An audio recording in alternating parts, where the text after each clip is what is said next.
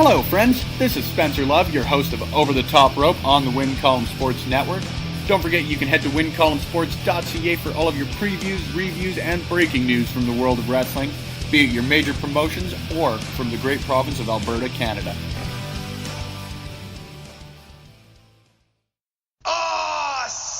This is your main man RJ from the Ringside Rant, heard only on the Visionaries Wrestling Network. So go over and subscribe across all your major platforms, iTunes, Google Play, SoundCloud, and Stitcher to hear every great interview I have every Monday on the Visionaries Wrestling Network. Go over and follow the show's page on Twitter @_Ringside Rant. Follow the network's page @BizWrestleNet. And, as always, embrace the vision.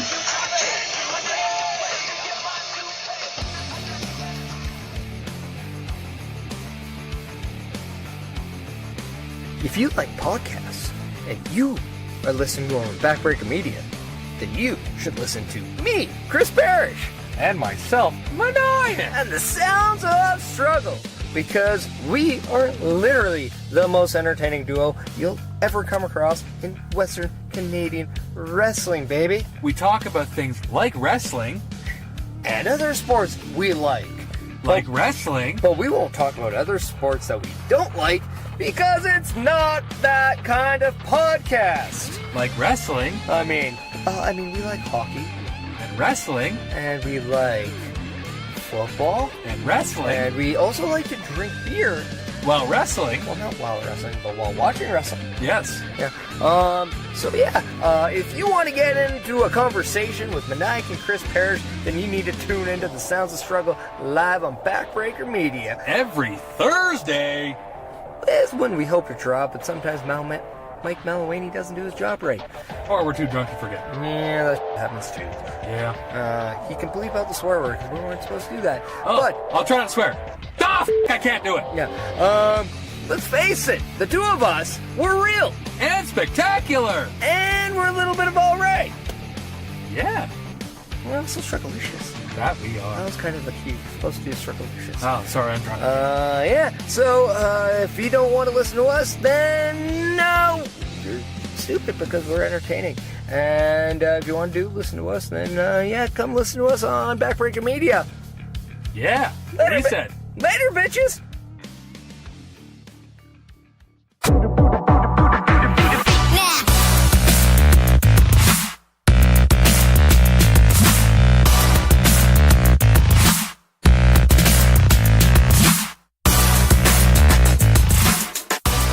Welcome to Double Down Wrestling Podcast with KJ. And we have Michael, the referee. It's Michael because Spencer's in the building today. I really appreciate that. Thank you. Yep. It's very rare, to be honest with you, that people go out of their way to make you feel comfortable? Well, make me feel comfortable, respect the things that I think need respecting, and I'm just happy that Michael, the referee, is getting the accreditation he deserves. It's over.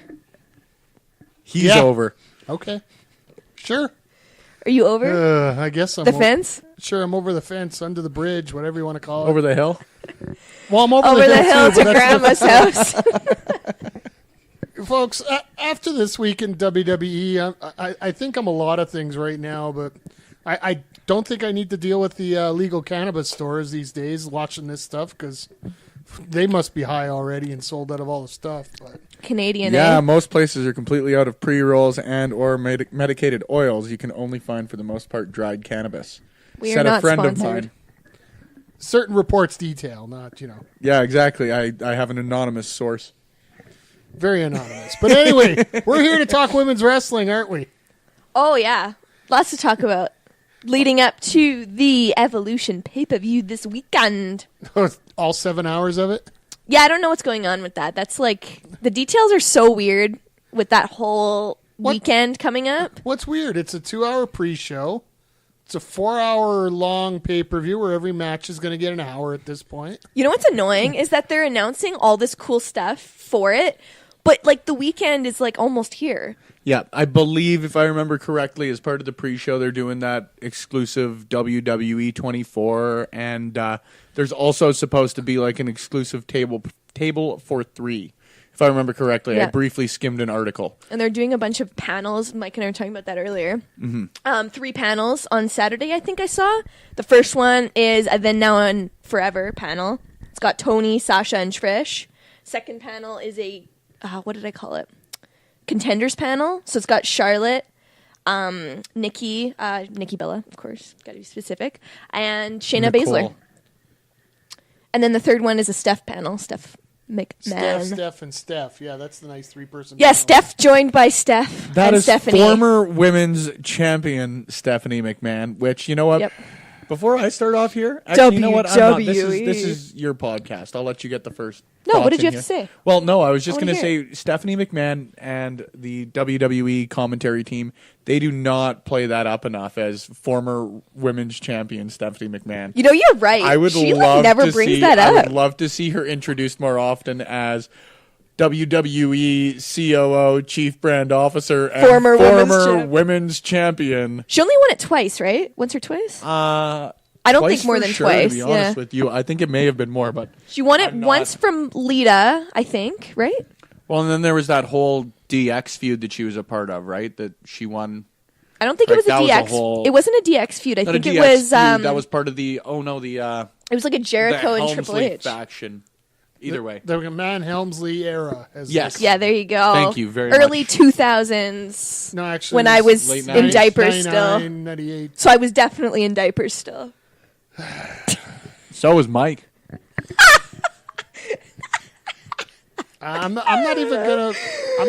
Over the hill. Is this topic about Stephanie McMahon? I do not want to bring her up until we go to our evolution predictions later on. All right, we'll Fair. save it for another hour then. It'll come up again at the end. Oh my. Well, anyway, where do you want to start this week? Let's start it at Raw. We'll start at the beginning of the week.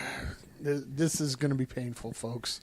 Yeah, what? Like, I can't even barely remember what happened on Raw. And it was just like a day ago. Really?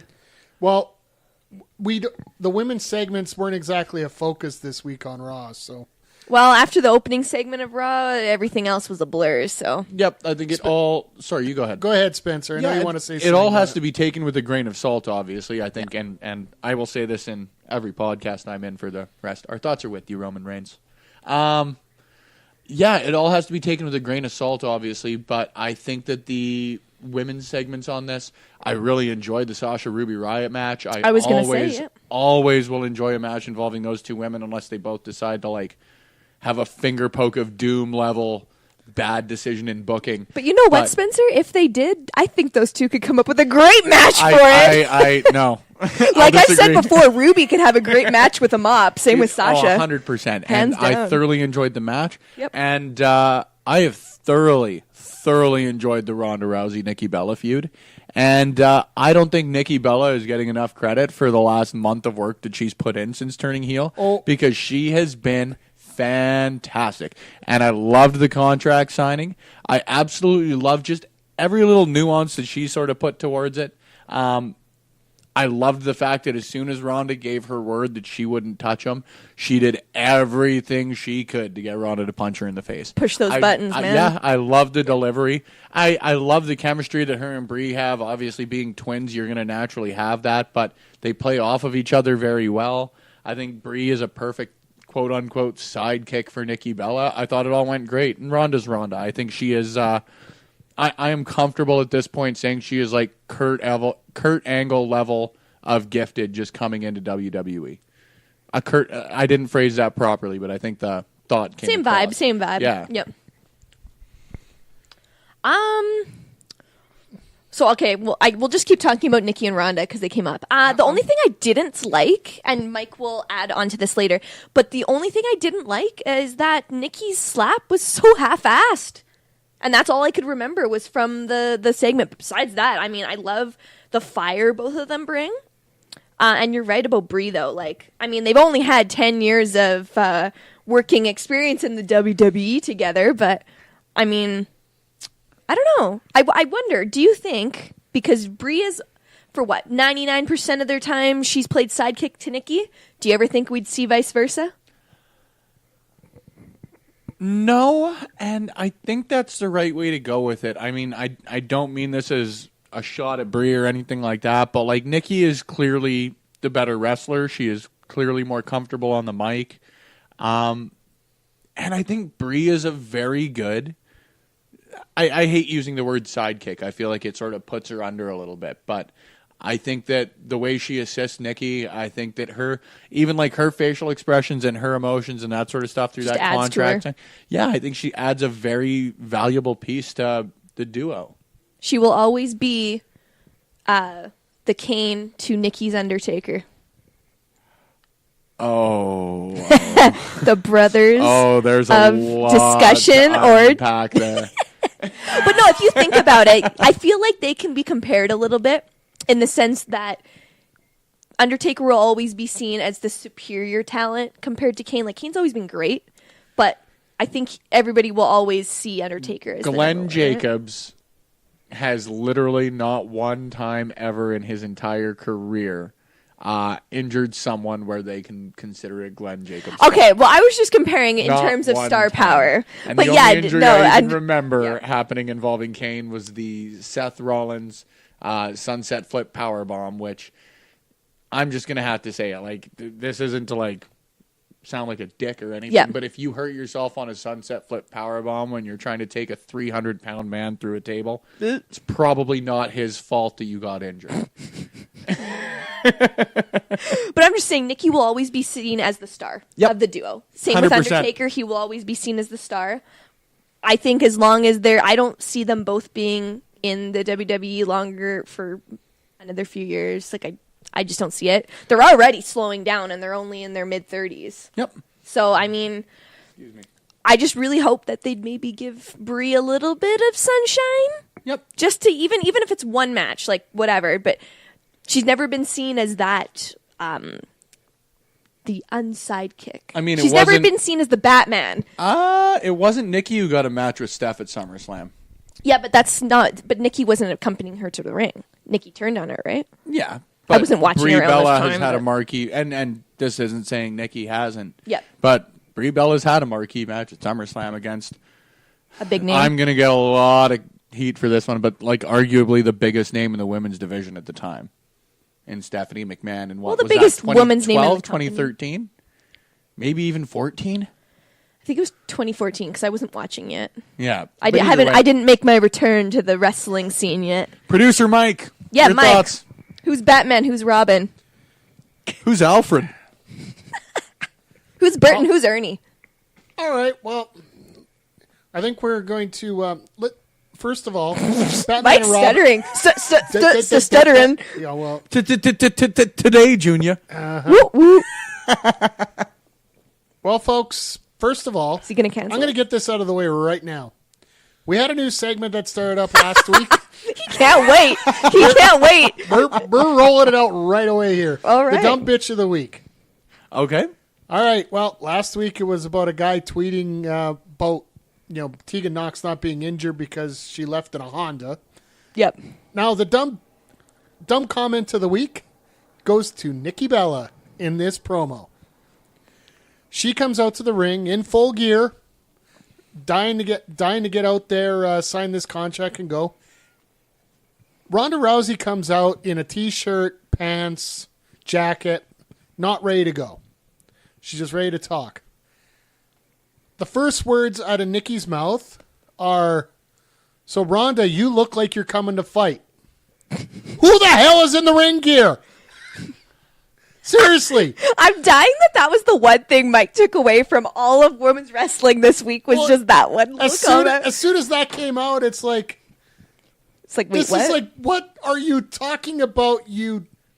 Nikki Bella never implied that she was not ready to fight anywhere in that statement. She implied and directly presented the fact that Ronda Rousey also looked like she was ready to fight, which, to this viewer, and I point at myself, she did look ready to fight because her hair was in her fighting style cornrows as opposed to down, which she usually wears during a promo.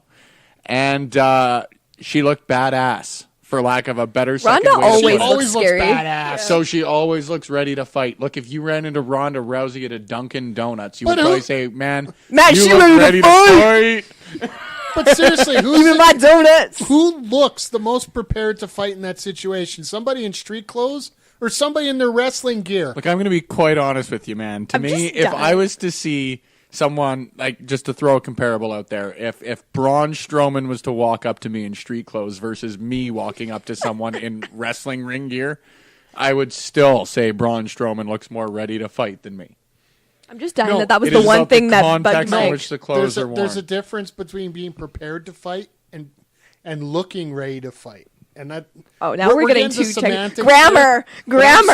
sorry, no matter what, Nikki Bella is getting the dumb comment of the week here. All right, it's your Done. segment, Mike. That's Second that's of fine. all- No arguments. This has been set up just about as well as you can be expected for one person who has been in the ring all of, what are we at? Almost Like a 9 year? months. 9 months now. Well, she started technically before WrestleMania. Well, no, So it's been almost her a year. in-ring debut was WrestleMania, so let's call it 6. Okay, sorry. If 6 we go off months. of in-ring debut, yeah, sure, go. Well, we can't judge it on anything that she's practicing because we don't have cameras watching her practice. So There was. They showed montages. Yeah, but you know, as great as their WrestleMania match was, and I am fully, like, it was great. From what I have read and heard, it was a heavily pre-planned match as well. Oh, you could So just no watch it, matter- and it was definitely. regardless, between somebody who is brand new Yeah. and somebody who is part-time, let's face it, Nikki Bella very well Ooh. could become the Brock Lesnar of the women's division if this happens. Because in terms of work schedule, in not terms of in-ring work sch- ability. well, either way, right now, Yeah. look at how she acts in the ring. Nikki does a TKO, Brock Lesnar does an F5. It's basically half an F5 is a TKO. Yeah, If you you know, wanna get- I I've thought it was the something buster. What the hell was that? the called? Rowdy Buster is Ronda Rousey's, and it's the Rack Attack 2.0. There you go, Rack Attack. There we There go. you go. I've said for months and months and months, and I won't give any other predictions other than this. I've said for months I think Nikki Bella's winning this match. I think that you are either going to see the numbers game take advantage, or I think you're going to see Stephanie McMahon finally, somehow, some way, get her revenge for a loss at WrestleMania.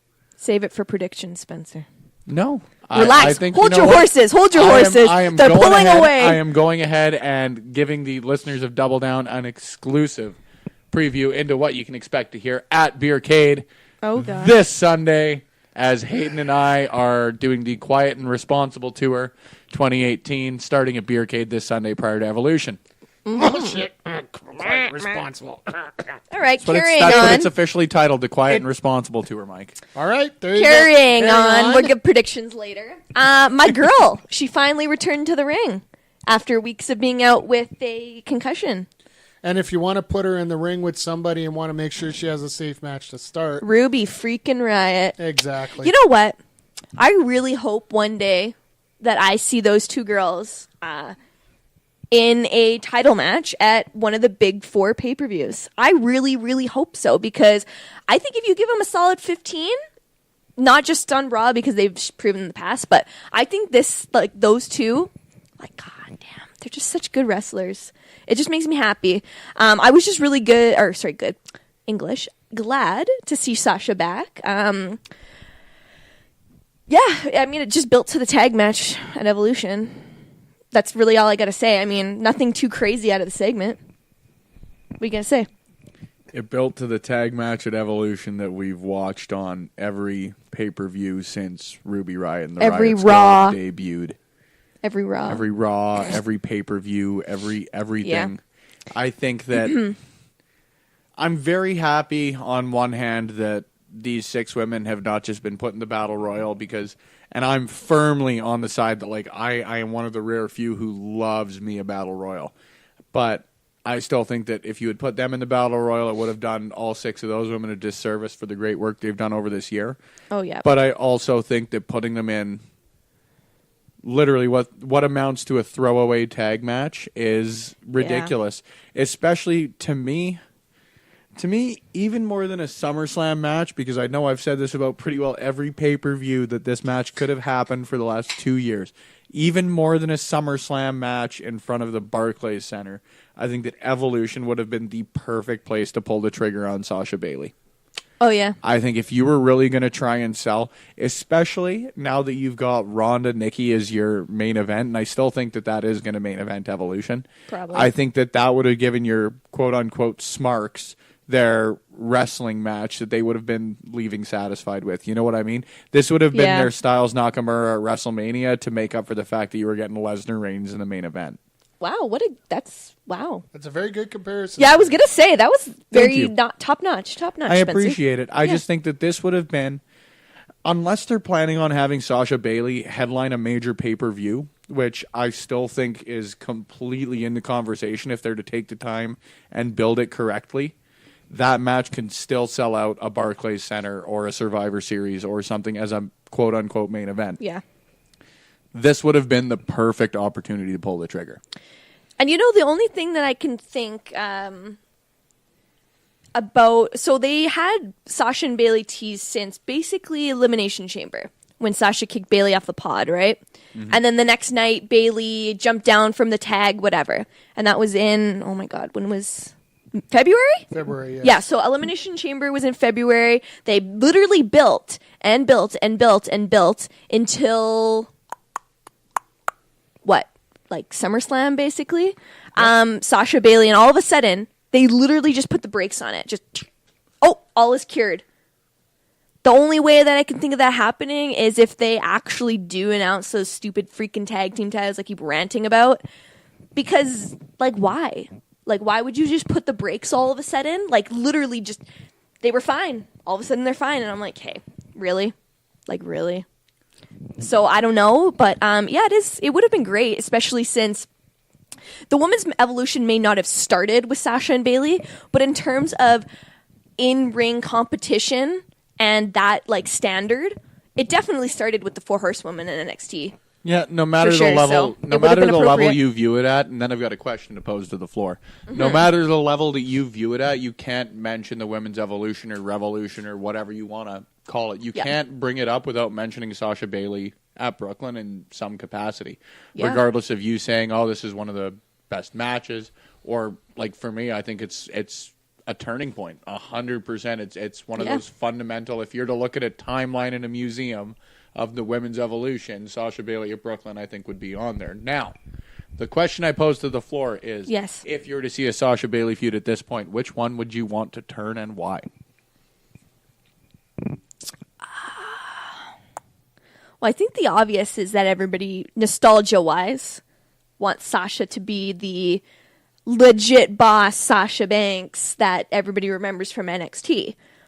But you know what? I don't think it'll ever be what it was in NXT again, because Bayley's moved past that girl that she was in NXT, and the fans like Sasha too much. I think at this point, the only way the fans would actually boo Sasha as a heel is if she all of a sudden showed up on SmackDown and started killing Becky. So, I mean, I don't know. But at the same time, the fans went crazy when Bayley attacked Sasha, so Producer honestly, Mike? I don't know. Well, simply put, I don't think WWE knows how to build a proper Bayley as a heel. I think they're just going to go with what they know. It all depends on where it's going to happen, and based on that, I got 2 bold predictions that I'm going to make 6 months in advance at the end of this podcast here that might shock a few things. I've been thinking of things, but it's going to be a couple ideas we might be able to bring up, or you might be able to bring up next week. So save it to the end of the podcast? Saving it to the end of the podcast. I like teasers. All right. Would you like to bring up the next women's segment on Raw there, Mr. Mike? It's going to be scary because I think we're going to talk about it more than what actually happened in the ring, that fatal 4-way. Nia Jax, Ember Moon, Dana Brooke, and exactly. Tamina. Exactly. Nah. Yeah. I love Tamina, though. Folks, I truly do. I'll sum it up this way when it comes to this matchup. I'm pretty sure this was going to be given time up until what happened during the opening segment of the show. Everything else got compressed, and they went back to the good old-fashioned, this women's match doesn't mean a whole lot because we got the Battle Royal coming up on Sunday. Mm-hmm. So let's give them 2 minutes, let everybody get their stuff in, and we'll move on here.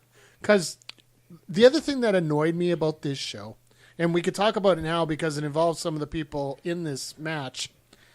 The promos that were going on, basically, like you would see through the Mixed Match Challenge, the Handycam pros or the iPhone selfie promos that they were doing. Nia Jax and Dana Brooke each had one.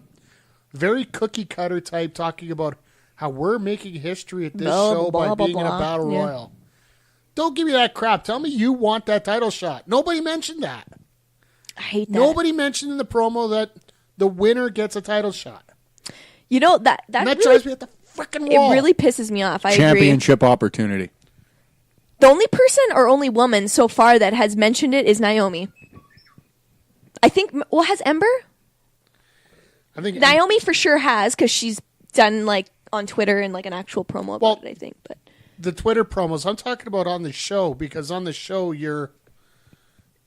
that's where you're going to get your major focus. Regardless of what Well, yeah. people think about people with a great Twitter game, you're still going to establish your character on Monday Night Raw. Or Oh, yeah, SmackDown definitely. Live. It's all about the TV time. Yep. That's what it is. And those promos were a waste of TV time. Just like this whole segment was pretty much a throwaway. Well, that's the thing. Like, what are they fighting for? Absolutely nothing. Who can throw each other over the top rope better?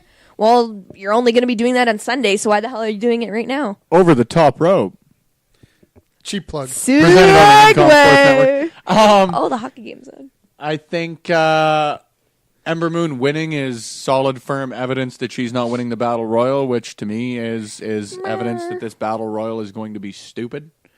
Hold back, Spencer. Holy moly. Calm down over there, I'll child. be quite honest with you. A lot You're of right, the though. women, the one thing I'm always excited for, a cheap pop. I like a nostalgia return. I think that's a perfect opportunity. If you were even to establish, it's a poor comparison, but if you were to even establish like they did the gimmick Battle Royal at WrestleMania a few years ago, do a Legends Battle Royal. I have no issue with you bringing in people like Molly Holly or Ivory or Well, they are in Medusa. it. Well, exactly, but I don't. But in their think- own battle royal, you're saying. Yeah, I don't think having talent like Ember Moon or the Iconics or Asuka or any of them in a battle royal that. By this point, a lot of WWE fans are apathetic as soon as they see the phrase Battle Royal. And I think that some of the talent, and I won't even say all of the talent. Hashtag popcorn match.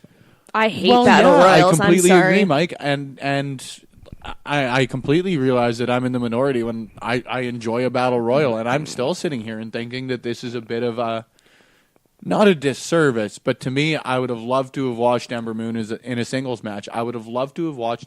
They don't use the Iconics nearly enough as a formidable tag team, and I think this would have been a really cool opportunity to establish them.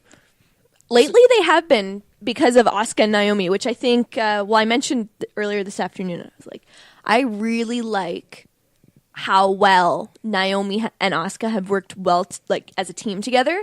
Super random, super what are they doing? But now that they've been working as a team for a few weeks now, or like a month or two, I think they're entertaining as hell. Spencer said earlier, he's like, I just can't wait for the day that Asuka kicks Naomi's face in. My comparison I have for this, and this may be a little harsh. Yeah. My comparison, watching Asuka dance at the start of that, Super Showdown, when she came out with Naomi, watching Asuka dance to Naomi's theme music and that was about as equitable as Goldberg wearing Goldust's wig.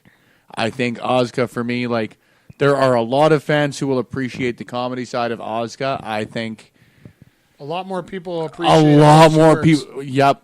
Because, man, even you look at Kairi Sane, you look at Io Shirai, you look at the women that are coming up in Japanese wrestling and just women's wrestling overall, and I still think of all of them. Asuka is the hardest hitting. I will still sit and say that I think she's personally my For favorite to sure. watch in the ring, and they could have established her. They could have established her as someone on the level of Charlotte Flair, to be honest with you. I think that her losing at WrestleMania and then not subsequently going on a tear was stupid. Well, we can wrap back up to that once we get to that segment on SmackDown here. Yep, But thank you. But just to Keep me in line, Mike. well, I'm just trying to. I know we got to get to that segment here in a second, Yeah. but we've talked about this four-way match. No, I'm good, Spencer. It's all good.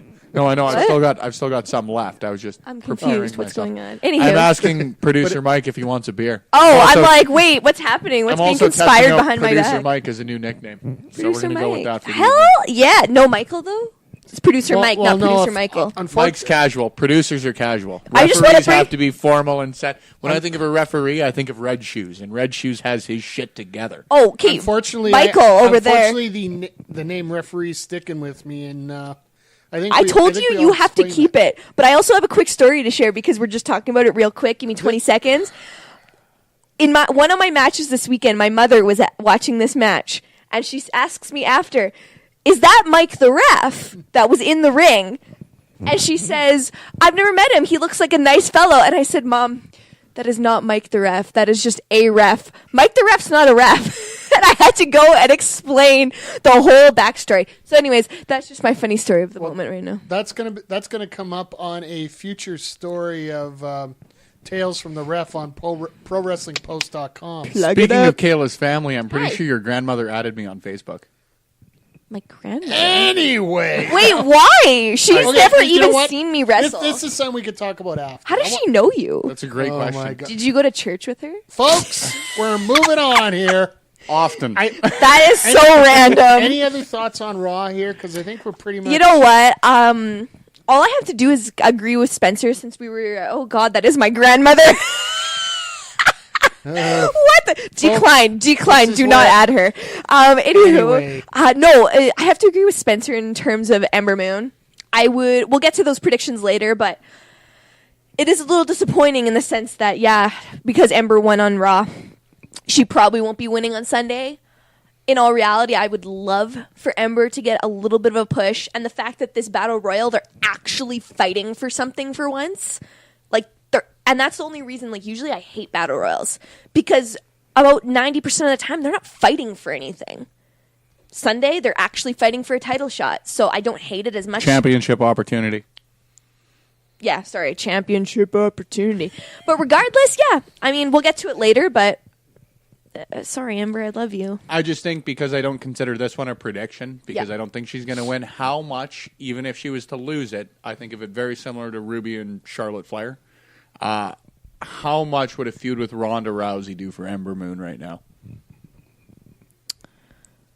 all It would depends do how a lot, but I don't know. Not against Ronda. To me, it's all about Think how it'd it be gets huge. how it gets booked.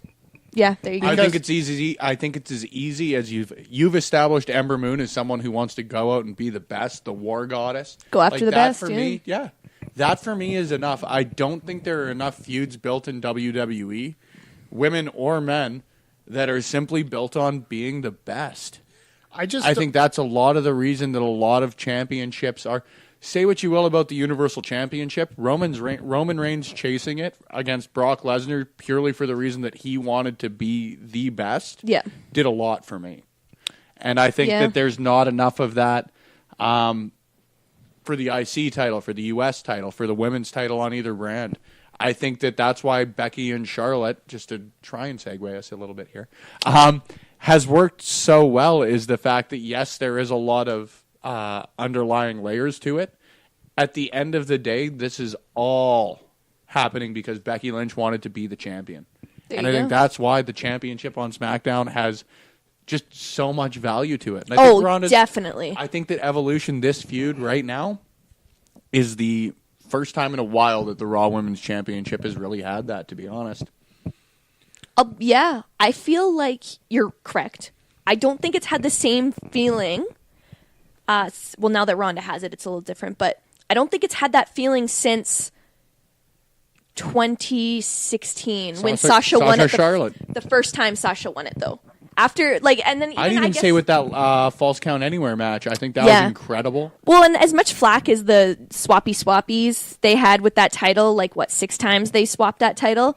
It was all about being the best because they wanted to be the woman's champion. Yep. It wasn't I guess it was technically a little personal, but they wanted to be the best. And any being feud- being that title, having that title makes you the best. So Yep. And I think that any great title feud obviously has to have the underlying layers to it. I mean, Becky Charlotte works great for that exact reason. I think Yeah. that Sasha Charlotte works, like you said, great for that exact reason. Is they're were the underlying layers between like Ric Flair's involvement in the whole thing, all of that. But Nia Jax's championship run never did that for me. I thought they had a great opportunity to establish her as a babyface, especially with the way they built her WrestleMania feud. Well, and it was basically just a bullying PSA. And to be honest with you, I think that something like that would have been very valuably served with someone, especially like Nia Jax, who has been so good for the brand. I mean, talk about what you will as far as it being a PSA or it's still it's however still you did want its to put job, it. yeah. That's exactly it, and I think it really established Nia as a babyface. They completely squandered that with the Ronda Rousey feud. Yeah, Alexa she got Bliss's a great championship reaction at run Mania. was forgettable, to say the least. Sorry, Alexa. It was. And Bayley, prior to that, I think my thoughts are well known on that, is disappointing, to say the least. So it's nice to see that both Ronda and now Becky Lynch, it's nice to see that the championships are starting to matter again. Boom. Shall we carry on, since we just brought up Becky, to the SmackDown? Would you like my thoughts? Yes. Oh, sorry. Yeah, sorry. I got so enthralled in Spencer's Producer thing there. Mike, your thoughts. Yeah, produce. They need to establish Ember Moon a little bit more than what they have right now. As much as you're beating out mid-card talent, if you're going to have her go up against your quote-unquote baddest woman on the planet and expect her to win, you're either going to have to run into a situation sort of like what they did with TakeOver with Sane and Baszler for a victory, or if Rousey comes out with the substantial victory, you're basically going to bury Ember in that position. So I don't think that Ember Moon is... She needs a couple more victories over what WWE considers the upper talent. I know she's beaten Bliss right off the bat, but she might need another victory against her or Mickey or somebody who she beat Nia Jax clean less than 2 weeks ago. I think that if you were to have... A count out. It was a count out. Yeah. Fair enough. Yeah, I guess. I think if you were to have Ember Moon... Sorry, you go ahead. I was going to say, you need to get her some... you need to basically get her on a roll to the point where people will believe that this match could be credible. Because right now, to me, that match should be... While I won't consider it a squash, I'll consider it... It shouldn't be that difficult for Ronda to defeat Ember Moon one-on-one. People thought the same thing when Ember Moon first took on Asuka. And look at how much that feud did for Ember Moon. I think if you sell it, you can, number one, you can sell any feud that Ember Moon is in with a quote-unquote superior opponent. The Eclipse is the best finisher in WWE right now. End of story. And I think that you can sell it on the fact that one Eclipse, like they did in the feud with Asuka, can take anybody out. I also think if you're to take the time and actually build this Battle Royal, have Ivory come out and declare that she's a part of the Women's Battle Royal at Evolution. She is, though. No, but I'm saying have her come out on Raw and declare the same way Goldberg came out after Survivor Series and said, I'm in the Royal Rumble. Nobody saw Goldberg again until the Royal Rumble, but it added a lot of importance to the fact that he was there.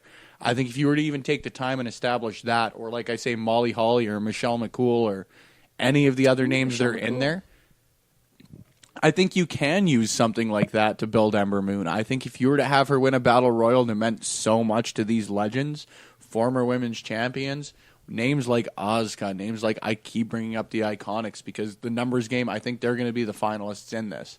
I think sure you're going to see. Hope. Well, I cool. would 100% see it being feasible. I just think you really could have used it to elevate it. And I think if you have Ember Moon as the first one to give Ronda Rousey her first real fight, I think that makes her, to be quite honest with you. Bring up Ember Moon intensity NXT wise, you're there. She has been money. She has been absolute money since she started that feud with Asuka. I adore her. All right, well, let's move on to SmackDown now. Smacking it down. Well, this is the first time in I don't know how long that we've actually not had a match in the women's division on SmackDown this week. Yeah. Boom. We were supposed to, but we didn't. But we'll get to that eventually here. You want to lead us off here, Cage? Well, they just pretty much... So, okay, we'll just bring up Becky and Charlotte. Becky and Charlotte first. Yeah, so they pretty much just showed the video that they put up online of Becky attacking Charlotte at the PC. Becky just basically says, like, I just want you girls, you ladies here at the PC to realize, don't make friends, don't bother making friends in this business because all they ever do is stab you in the back, blah, blah, blah, which was a great little promo. The fight was great. Having the girls' reaction in the background was great. I liked that they had it in a different setting. Like, it wasn't backstage at a SmackDown. It wasn't jumping for her from behind in the ring. It was at the PC in front of the NXT talent, which I think was great considering the fact that, with Evolution, some of these girls will probably be in the Battle Royal. So, and Shayna was there, so she'll be in her title match. But I think it was cool to have it in a different setting and having Becky cut another great little promo there. I thought it was great. Yep, I would agree. Mike, you want to take this here? I've answered first a lot, so No, it's fine. Like I'm great. Mike's a polite human. Feeding off all the feedback from you guys, and last week I had a real complaint about having the same old with these two, just having a random jump somewhere. Yeah. And, basically, two meet up, have a random jump. This was something different, and I give them credit for doing something different. And it leads into. It doesn't lead into your typical somebody knocking somebody out and somebody counting over top of them like they have for every one of the men's last man standing matches. Because they always have the go-home show with somebody knocking somebody. And counting to 10. And counting to 10 over them. Whether it was Shinsuke doing that to AJ or going way back to even when you had Randy Orton, John Cena doing that kind of stuff. You didn't see that here, and kudos to WWE for doing that.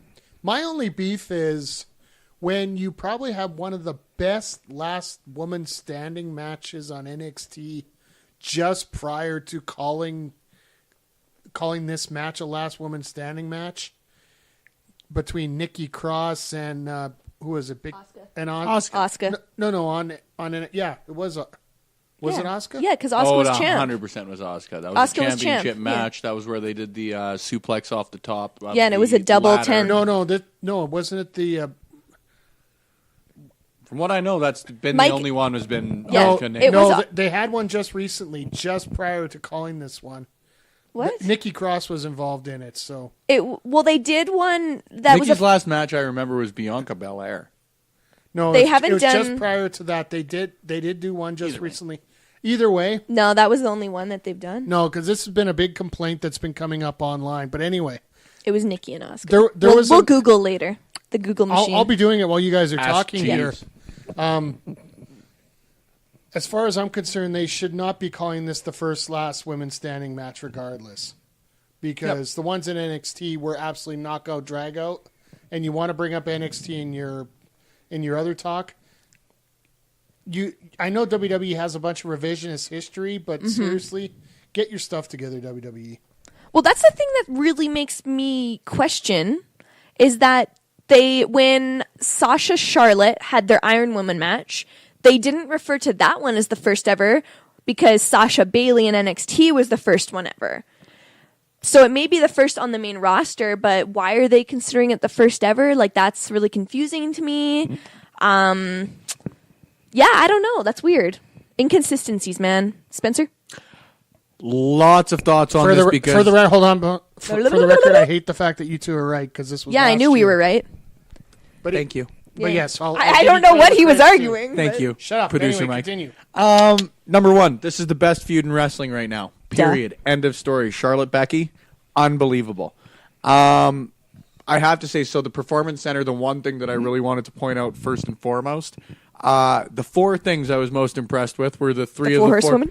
No. Was that one of the three things? of the four horsewomen that are in NXT right now and Rhea Ripley, because the four of them were the only ones who not only didn't attempt to break up that fight between Becky and Charlotte, but stood there and fucking enjoyed the They were laughing. It was fantastic. And the fact, I will go on record as the fact that Shayna Baszler, I enjoy her. I am not as big a fan as most people are. She is one of the best character workers in the industry today. Oh, definitely. Period. Consistent, yeah. And I'm sure she's sitting there and thinking about the fact that she was playing her character that entire time, and it was absolutely just excellent to watch. Number two, Mike, like you brought up, I think that the fact that this was in the PC, you say it's been a lot of the same old, same old. I have never watched anyone get attacked in a photo shoot and then subsequently had those photos posted online through WWE. I think that was absolutely incredible on their end. But and it's not trying to critique. Well, no, it's to me, it goes back to your point just a few minutes ago. Social media is great, but what do you do on TV? But they showed them on TV, and though. they have done the attack on social media before. AJ Styles has been attacked before. no. I'm talking the actual like when Becky Lynch interrupted Charlotte's photo shoot. No, that all played out on SmackDown. AJ was getting attacked in one of his first title reigns, and I can't remember whether it was Was it the U.S. title? St. Ambrose. I think it was Ambrose that did it. AJ was posing with the title, and Ambrose went ape crap on him. So Either way, but regardless, Yeah. I think I agree with you. The fact they've that done enough. They have done enough to innovate because you do have to do the sort of, I guess, typical in-ring promos across from each other or stuff like that to give a live crowd an enjoyable. Because you do have to remember, not only it's a TV show, but it is a house show. You've got to entertain the fans with in-ring segments. Yeah. I think that these two have been putting on some of the best work in the women's division in years.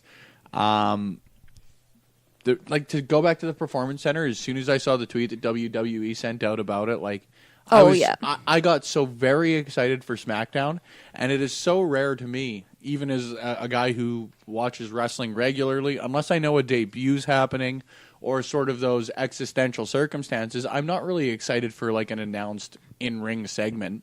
And as soon as I saw that, I was excited to watch SmackDown. And it's a testament to the work those two have put in. I think they've done an absolutely phenomenal job. I think they are going to obviously be the match of the night at Evolution. And that's despite the fact that there are, and you guys can talk about it shortly here, but after last night's Mae Young Classic, or I guess at the time you're going to post this, Mike, after 2 nights ago, Mae Young Classic, we've got Io Shirai versus Toni Storm. And I think this match is absolutely going to outshine that, despite the fact that 2 of my favorite women talents in the world are having a singles match. Can I be one Debbie Downer here right now, though? No. Unfortunately, I'm going to be anyway. If you're going to diss Becky, we're canceling you off right now. No, I'm not. Okay, good. Carry on. The promo that Charlotte cut immediately after showing the footage. And then we have to go back to Raw for another segment here that we missed. Oh, did we forget something? Yeah, we missed one little thing that we want to talk about. Oh, here. yeah. Okay, I know what you're going to say. But anyway, Charlotte here was trying to do the sympathetic promo, saying that Becky has changed and will never be the same, and she's going to be fallen, broken, changed, etc. The fact that pretty much everybody on this planet wanted Becky to change and get more aggressive, you're not going to earn sympathy for I understand what they're trying to do, but the fact that Becky's trying her best to try and make herself look like a heel, but it's almost as if the more she does, the more people buy into it, and it almost seemed, I don't want to say a hopeless case, but counterproductive. It's turning into that promo basically didn't do anything to help Charlotte. I think that's the best way to put it. No, but when you say that you think people hoped Becky changed, I don't think that was the case at all. I think, to be quite honest with you, if we're to go back to the Becky Lynch of 6 months ago, where she is running out to interrupt a beatdown and telling the people in the back to hold her quinoa, Hell yeah. I loved Becky Lynch at that point, and I still think if she was the one holding the SmackDown's Women's Championship right now in an alternate universe, people would be very excited about it. Don't get me wrong, but I think that this is like the Becky taking what she deserves. They have Becky. caught. There's no other way to put it for me. They've caught absolute lightning in a bottle with this, and they have a reign like. I don't think I've ever thrown the comparison out. It's one I've read often about other wrestlers, and it's something that holds almost like a religious sort of weight for me. But like the fact that she has got like a Stone Cold pre-Mania 13 run going on, where he was just the hottest thing in the company, despite the fact he was a quote-unquote heel. He was the absolute shit. Everybody loved him. Everybody cheered him, despite the fact they were supposed to boo him. And I think that they've got a very, very unique opportunity here on their hands to actually establish someone Honestly, as the next Trish Stratus, as the next face of the women's division for the next umpteen years. I completely, On a level that you've never. Sorry, Mike. I'm done after this. On a level that they haven't been able to get Charlotte or Sasha or Bayley or Nikki Bella or, you know what? I think the only one that you could even throw in that conversation would be someone like AJ Lee. I don't think you've ever really seen someone approach those heights, or as someone that you can say is synonymous with the division. You know what I mean? Because when you talk about the Attitude Era, you don't not mention Trish Stratus. You know? Oh, yeah. It's hard to bring up the last 15, 20 years of wrestling, and I don't mean this as an insult because there's been some incredible wrestlers, but there's no one you would say is synonymous with the Ruthless Aggression Era. You know what I mean? I think that Becky Lynch has a real opportunity here to establish herself on someone. Cement her name. Not even as the top star in the women's division, as a top star. Garen frickin' Teed. That's all I gotta say. To your point, I completely agree with you here. What I was trying to get across, and my apologies for not making it a little clearer there. And my damn long rebuttal. Basically, Becky Lynch is the best. This crowd wanted Becky to get over somehow. They knew that she deserved to get over. And if this change in attitude was the part that got her over, do you think that anybody wants her to go back to where she was? She doesn't want to go back in that position of the card. And this promo by Charlotte is saying she's changed to the point where she isn't going to be able to go back. Well, if you're asking me, we don't want her to. If we have her in that position, we don't want her to go back to where She's was. taking what we have been saying as his fans, what we have been saying all along is she's taking what she deserves, finally. And now it's here, and we're hyped for it because this is what we wanted. And we're going to see a hell of a match on Sunday. Let's just keep it at that. And a double turn. Yeah, maybe. Well, let's see it. We'll wait for predictions later, Spencer. Hold your horses again. All right, let's quickly time warp back to Raw and the. Yeah, I forgot about the Mickey Fox, Trish and Lita segment. Well, oh yeah. I know it happened super quick that I was like, the double beatdown. Yeah. Now, there's two parts here to this. Number one, do you think Alexa? There's reports that Alexa Bliss is injured. Yeah, I was going to write that down for our predictions. She's not cleared yet, as of this morning when I read that article. And this is Thursday. We're recording house show this this weekend. That's where she re-injured herself. Oh, for yeah, frig's sake. She was fine, and then they put her back on, and apparently she took a knock, I think, from Ronda, and she hasn't been cleared since. So that's why she didn't get her butt handed to her backstage by Trish and Lita. So there's a possibility for this match to change. Yeah. Which is so insert Fox here. It's going to completely change the dynamic of this matchup. Now that's really unfortunate if it's the case. If you throw in Alicia Fox for Alexa Bliss, does this turn into the 6-woman tag in terms of levels of interest at this point then? I would have said it's at even, but if you take Alexa Bliss out of it, I'd say they're below 6-woman tag at this point. As much as Trish and Lita bring as star power and everyone's like, oh, I want to see them win. If Alexa's not in the match, I really think the elevation of, what's going to happen? It's down. Like, it's really down. Yeah. Sorry, go ahead. Oh, no, I was just going to say, I think we all expect Trish and Lita to go over on the weekend. All right, predictions later. Yeah, but I'm saying that not recently, but Alexa's really won me over since she lost the title. She's won me over because now she hasn't had that title to hide behind. So I'm seeing what kind of a talent she is, and I'm really appreciating her work. And if she doesn't get cleared, I'm really upset for her. Like, I'm honestly bummed. I hope she does, but as of this morning, when I read that article, she's not cleared yet. And Evolution is less than 3 days away, I believe. 3 days away. So, who knows? Spencer? I think this adds to the chances of Mickey and Alexa or Alicia Fox getting a win, to be quite honest with you. I think that okay. If you're to see Alexa Bliss get cleared, then great, the match goes on as planned. But I think you can never discount the numbers advantage, number one. Number two, this match for me, and I know I'm in the minority on this one, this match for me has never been about Alexa Bliss. It's been about the fact that you get to watch Mickie James work with two of her greatest rivals. Oh, well, once that's pretty again. freaking cool too. And I am so excited for that. I couldn't give a fart about Alicia Fox. Poor Alicia. I'll be quite honest with you. Her character has somehow gotten more annoying. She has gone from like don't care to X-Pac as far as I'm concerned. Mickie James gets to be in a ring with not only Trish Stratus but Lita again. I'm very excited at that prospect, and I think that Looky there. I'll be quite honest with you. I don't know if they're playing this off as an actual injury, or if they are just going to use it to get like a numbers advantage, or if this is something that they're just doing. Like the reason that I thought that you bring up the injury now, the reason I thought Alexa wasn't involved is because it is so in character for Alexa Bliss to run not away. to get her hands dirty. I found that really curious as well, and I was like, oh, okay, whatever. But yeah, until I read that update about why she wasn't involved and she still has yet to be cleared. Yeah, my heart broke a little bit for the girl. I mean, I think they're going to wait until like Saturday or Sunday to make an announcement. In all honesty, I think they'll wait till Sunday morning to hype it up a little bit. Like, oh, Alexa Bliss is injured, blah, blah, blah. But yeah, as of this morning, she's not cleared, so we'll see.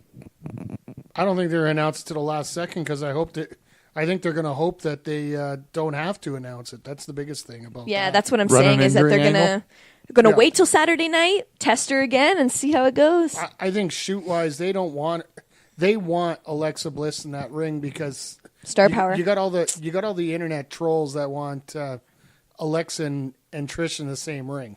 Yeah. I know, Spencer. You said the match isn't about Alexa as much, but I also said for me, I know I'm in the minority on Yeah. that one. so Mickie James in there with two veterans. It'll be a decent match regardless, and we'll talk about it a little bit more on predictions here. But Yeah. honestly, this segment here just went to show me that they're trying to find some way to get people to give a crap about this if Alexa isn't around, and I think they fail miserably because, hell, yeah. we even forgot about the segment on the podcast here until we went back. Yeah, that's I will concede that that's your guys' responsibility. I'm just happy Gulp. to be here. I Fair enough. completely forgot. I didn't even write it down. I completely forgot about But it. Sorry, speaking guys. of lack of memorable moments, I don't even think we need to talk about Lana coming out for the night in Milwaukee blow off because Oh, she for really God's didn't do anything involved in that. That's So another thing I completely forgot about. Let's move on to the scheduled tag match that turned into Le Schmaz. Blah, I blah, believe is blah. the best way to put it. What? Le Le Schmaz. Schmaz. Okay. That's French for schmaz. Oh, thank you. Ah, okay. I was confused until you gave me the second pronunciation. We had everybody basically go out there, Dictionary. including the Iconics, who I'm sure you were thrilled about KJ seeing there. I love them. You had Lana come out. You had Ugh. basically everybody that's involved in the Battle Royal on the SmackDown side come in and turn into everybody takes their hits on everybody. Selena Vega basically was the That made me so happy to wrestler see that her. lit the fuse there. And in the end, you have Asuka standing alone in the ring. So, Yeah. based on Spencer's theory, She ain't winning. winning it. I'm just glad she ain't winning a second battle royal. As soon as the battle royal was announced, I was wondering when a segment like this would happen, whether it be on Raw or SmackDown. Because if you have watched one build for a battle royal, you have watched them all. Just insert different people here, and Yep, there you throw go. as many random wrestlers that were not featured earlier in the evening into a segment. One thing that I will point out, lots of very, very ugly attempts at moves in this one. Watching Brie Bella try and throw an elbow in the corner and use the wrong elbow to completely miss was a particular highlight for me. Whoop, there it is. Yep, I think Zelina Vega could be a strong contender to win the Battle Royal on Sunday. Imagine after that, watching eh? her Wait, actions. hold on. Predictions are later, sir. Yeah, KJ. Dad is reeling us in over there. You're the worst producer ever. I just want to limit my editing, thank you. Hey, you don't edit my show. Yeah, but I might have to start. Hey, listen, Linda. We got Linda, honey. we got Grant.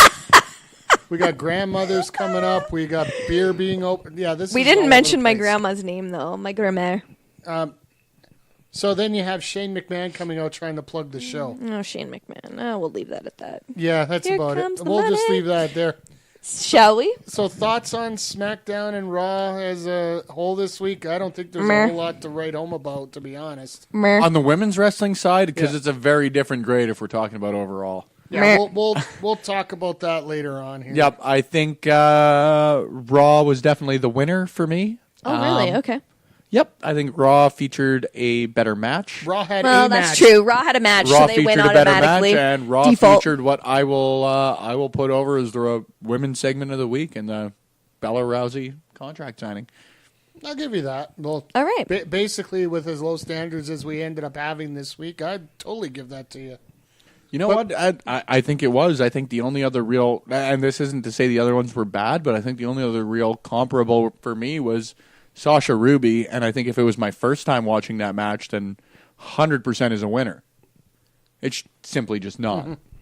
No, their first match together was incredible. This one was okay, but I guess you're getting your feet wet for Evolution, so that's fine. Well, let's where we headed next here. We're gonna head to the. You want to quickly talk about the NXT component this week since we got a chance to see it? Yeah, we watched NXT. It shouldn't take long. Honestly, no. Really, the highlight for the women for me was watching Nikki Cross run around backstage, and he's coming.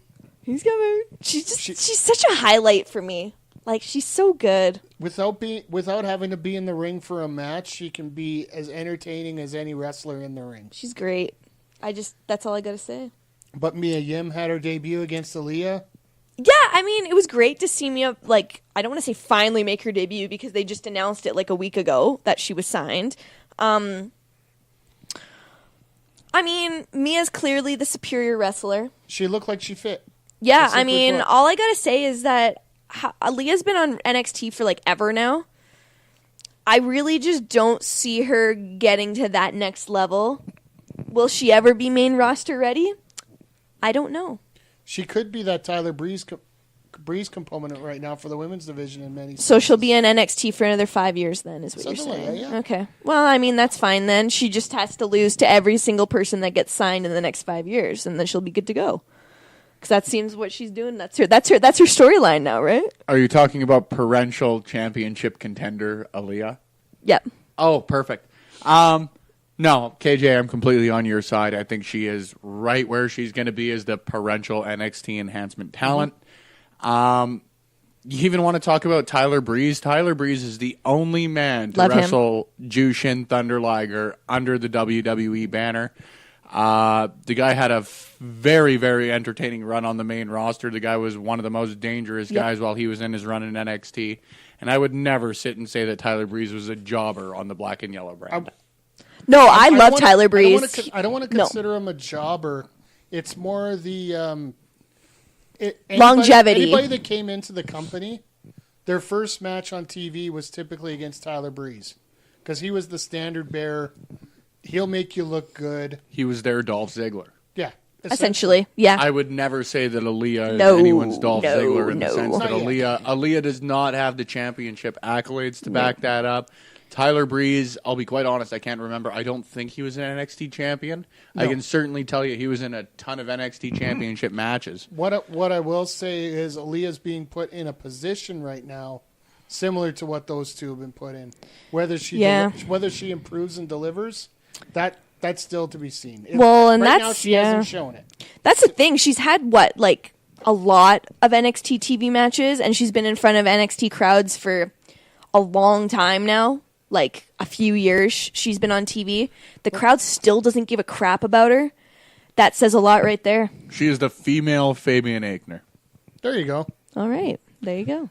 Well, I'm sorry, Aaliyah. I think let- you're great, but not that great. Well, let's quickly talk also about the UK match, Killer Kelly, Dakota Kai. We saw that earlier Yeah, today I mean, as well. I really like both of them. I think they're fantastic.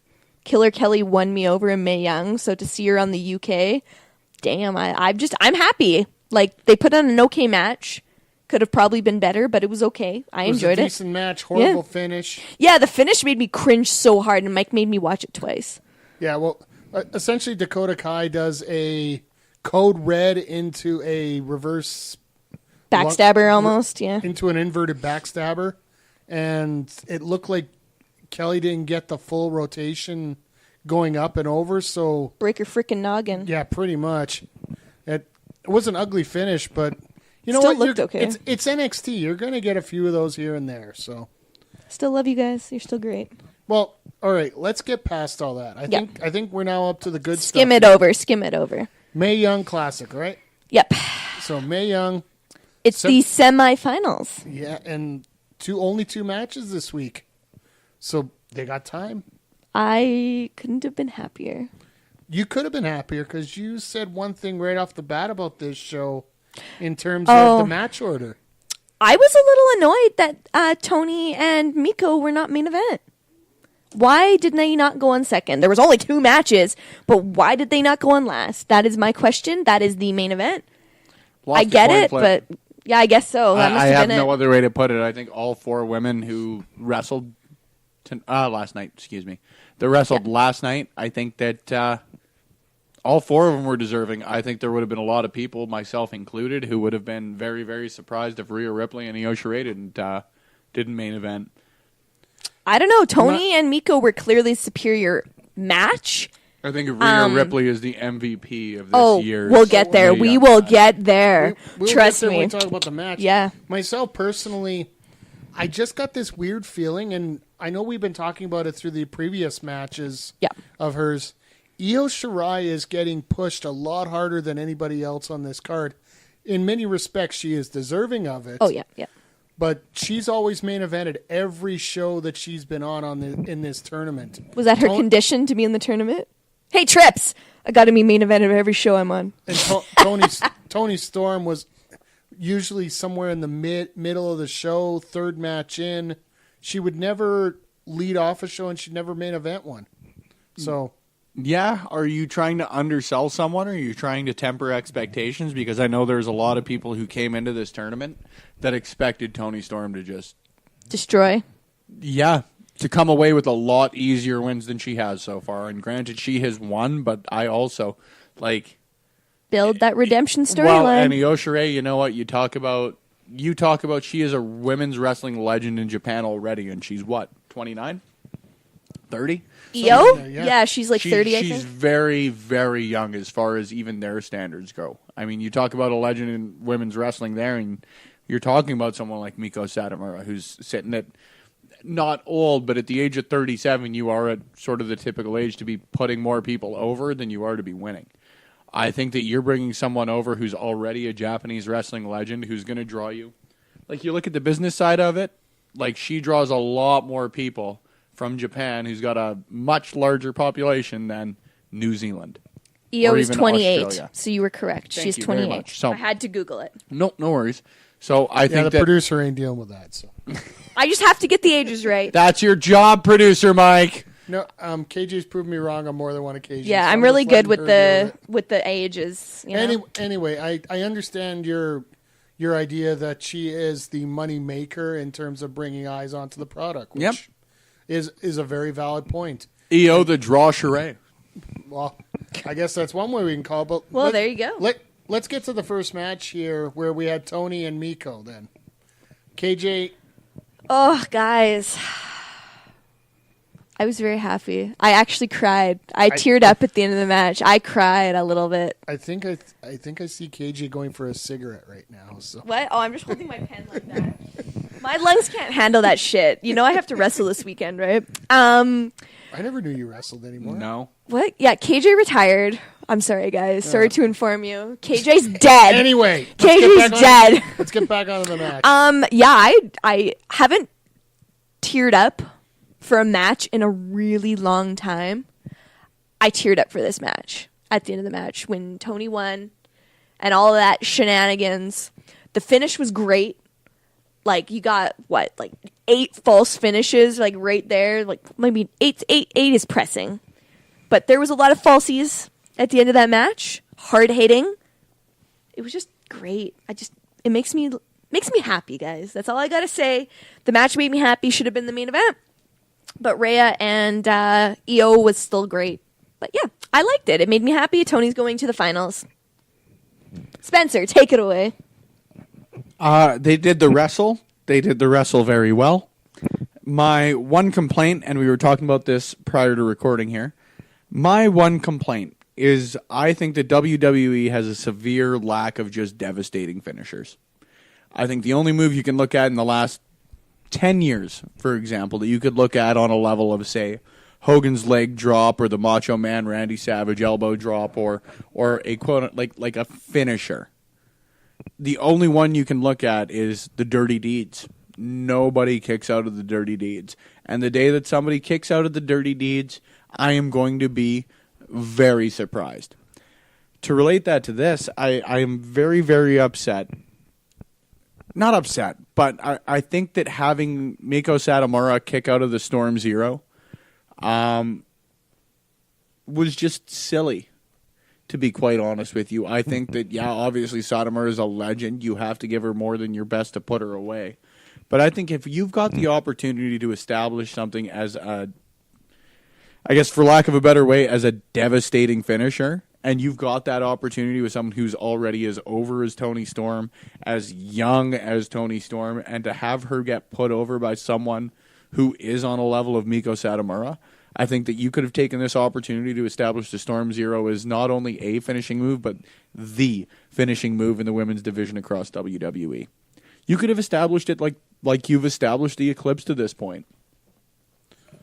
Well, I'll counter the point with last week's NXT UK show where they actually changed Storm's finisher completely now. She no longer does the Storm Zero as the Tiger Bomb. She now does it as a white noise onto the knee. They actually called it the same move, and to me it makes sense for the fact that you have Tyler Bate using the Tiger Driver as his finisher, so they want to keep it unique for every wrestler. I don't think it's right. I think it very well could be plausible to have two wrestlers with the same finishing move. What a shock. And because they never did that with the DDT. No, not at all, ever. But in the same respect, I think this matchup here was exactly the way you would have an indie match go over. Your top indie matches, everybody hits their finisher once, twice. Five times. At least the one thing I appreciate about this match is if one finisher didn't finish off the opponent, Yep. they went to another finisher. And if that one didn't finish it off, Miko tried to go back to her other finisher. Yeah, there weren't any chin locks in the last couple minutes. No, they're not. There's no screwing around. If you're going to kick out of this finisher, you're going to get my roundout kick to the back of the head. Desperation. And if you don't get that, I'm going to go hit the Death Valley Driver again. Yeah. And then when Storm hit that Storm Zero on Satomura and she kicked out, you go for a running kick, you go for a German, you go for another Storm Zero. There's no playing around here trying, oh my God, I can't believe what's going on here. Yeah. Both these wrestlers are experienced enough that when finisher doesn't work, you're playing your video game, you still got your special flash, and you damn well use it again. Yeah, there you go. Simply put, let's go 2K19 on this, folks. The only way, I agree, finishers, whatever, and the intensity and desperation in the match was, top notch. I liked that they both kicked out of each other's finishers, though. Usually you only see one kicking out of the other, but they both kicked out of each other's. And then desperation, like you said, Mike, the desperation kicked in for both. Toni hit her finish again, and then that ended the match. But the desperation is what really sold it for me. There you go. And, yeah, Toni Storm, I think she's a perfect fit for the finals here out of the UK. You don't need any American in the final here, so... It's not a World Cup. Oh, my God, you beat me to it. Damn it, Spencer. All right, well... Are we done with this match? We'll go on to the next one here. Yeah. Killer Kelly, Io Shirai. Who? Rhea Ripley, man, not Rhea Killer Kelly. Sorry. Spencer's quick after that. Always in for a cheap plug at Killer Kelly. I was getting excited about our little poll we took during. Hey man, and I am just, you know what? I'll kick this one off, Mike. Rhea Ripley. But before we begin that, can we please get? We'll address our counter. Excuse me. So before this match, stiff shot scale, please. So we. Seems like the neighbor's apartment here has got the fire alarm. So last week was a If this trumpet. episode wraps up quickly, you know why. This week is a fire alarm. Last week was a trumpet. Anywho, yeah, where is Trumpet Boy? Did anyone call him today? Don't ask. If you say his name 3 times, you summon him. Trumpet He's Boy, like Trumpet Beetlejuice. Boy, Trumpet Boy. Oh, God, no. Anywho, so both these ladies, Rhea Ripley and Io Shirai, they're super hard hitting. As Mike likes to say, stiff with a capital S. This match is brought to you by the letter S for stiff. There you go. So we decided we were going to make a stiff counter to see how many times there would be some stiff maneuvers in this match. Also known as, quote-unquote, Spencer's rude counter. No, 2 very different things. I don't think you can call pulling someone's hair very stiff. Well, you But I would say it's certainly look at rude that and every I'd say, time somebody "Guys, does something like that. It's rude. No, You- stiff wrestling. Punch Stiff him in the wrestling. face, you'd be like, that's rude. If I'm in a fist fight, I expect to get punched in the face. But if someone pulls my hair in the middle of a fist fight, like at that point, it's like pressing pause on a video game. You say, it's like, come on. Pull my hair. Anywho, so we made a stiff counter and we took guesses. I won almost exactly, actually exactly the amount of stiffs happened. She made her picks after the match. Well, Everybody gets stiff around me. I was never going Okay, to be PG. I picked 22 and a PG? half. Am I ever going to be perfectly honest? I picked 15.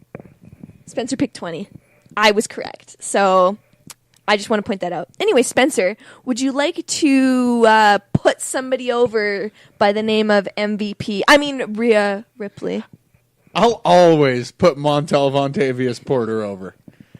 However, yeah, you know what? I'll put the both of them over. I think that this match, I personally enjoyed it more than the Tony Storm Miko Satomura match. Oh, I sure as hell enjoyed it too. And I think that I think Rhea Ripley has been the biggest beneficiary out of this year's Mae Young Classic. I think that she has been absolutely phenomenal. I think since from the start she went out and looked to establish her character. She did that in spades, and she looked to establish her new direction in the ring, and she did that probably even better. I think that she is she is the, if not one of the hardest hitting women in WWE. I think she looked great tonight against Io Shirai. You know, you talked about KJ, the fact that it was more of like a 90-10 match than you expected it to be. Yeah. I think that was absolutely perfect. I think you've really established someone, because Io Shirai obviously getting the win here, she puts herself over. She was literally put over at the end of the match. Yeah. I think that Rhea Ripley, when someone like Road Dogg talks about wins and losses not mattering, these are the sort of matches they think of. Mm-hmm. Because to me, at the end of the match, I'm still talking about Rhea Ripley. I've said before, I hate David and Goliath matches, but this was not a David and Goliath match to me, because Rhea didn't spend 90% of the match just throwing her around. She was technical and smart and methodical. It wasn't just her overpowering her across the ring the whole time.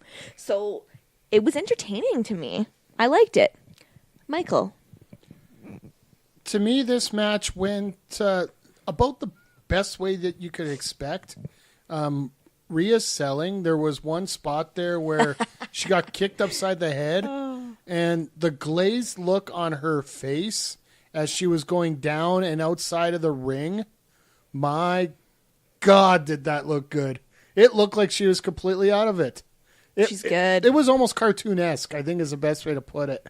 Her eyes were bugging out of her head, and overall, you could see Ripley semi in control of most of the matchup here.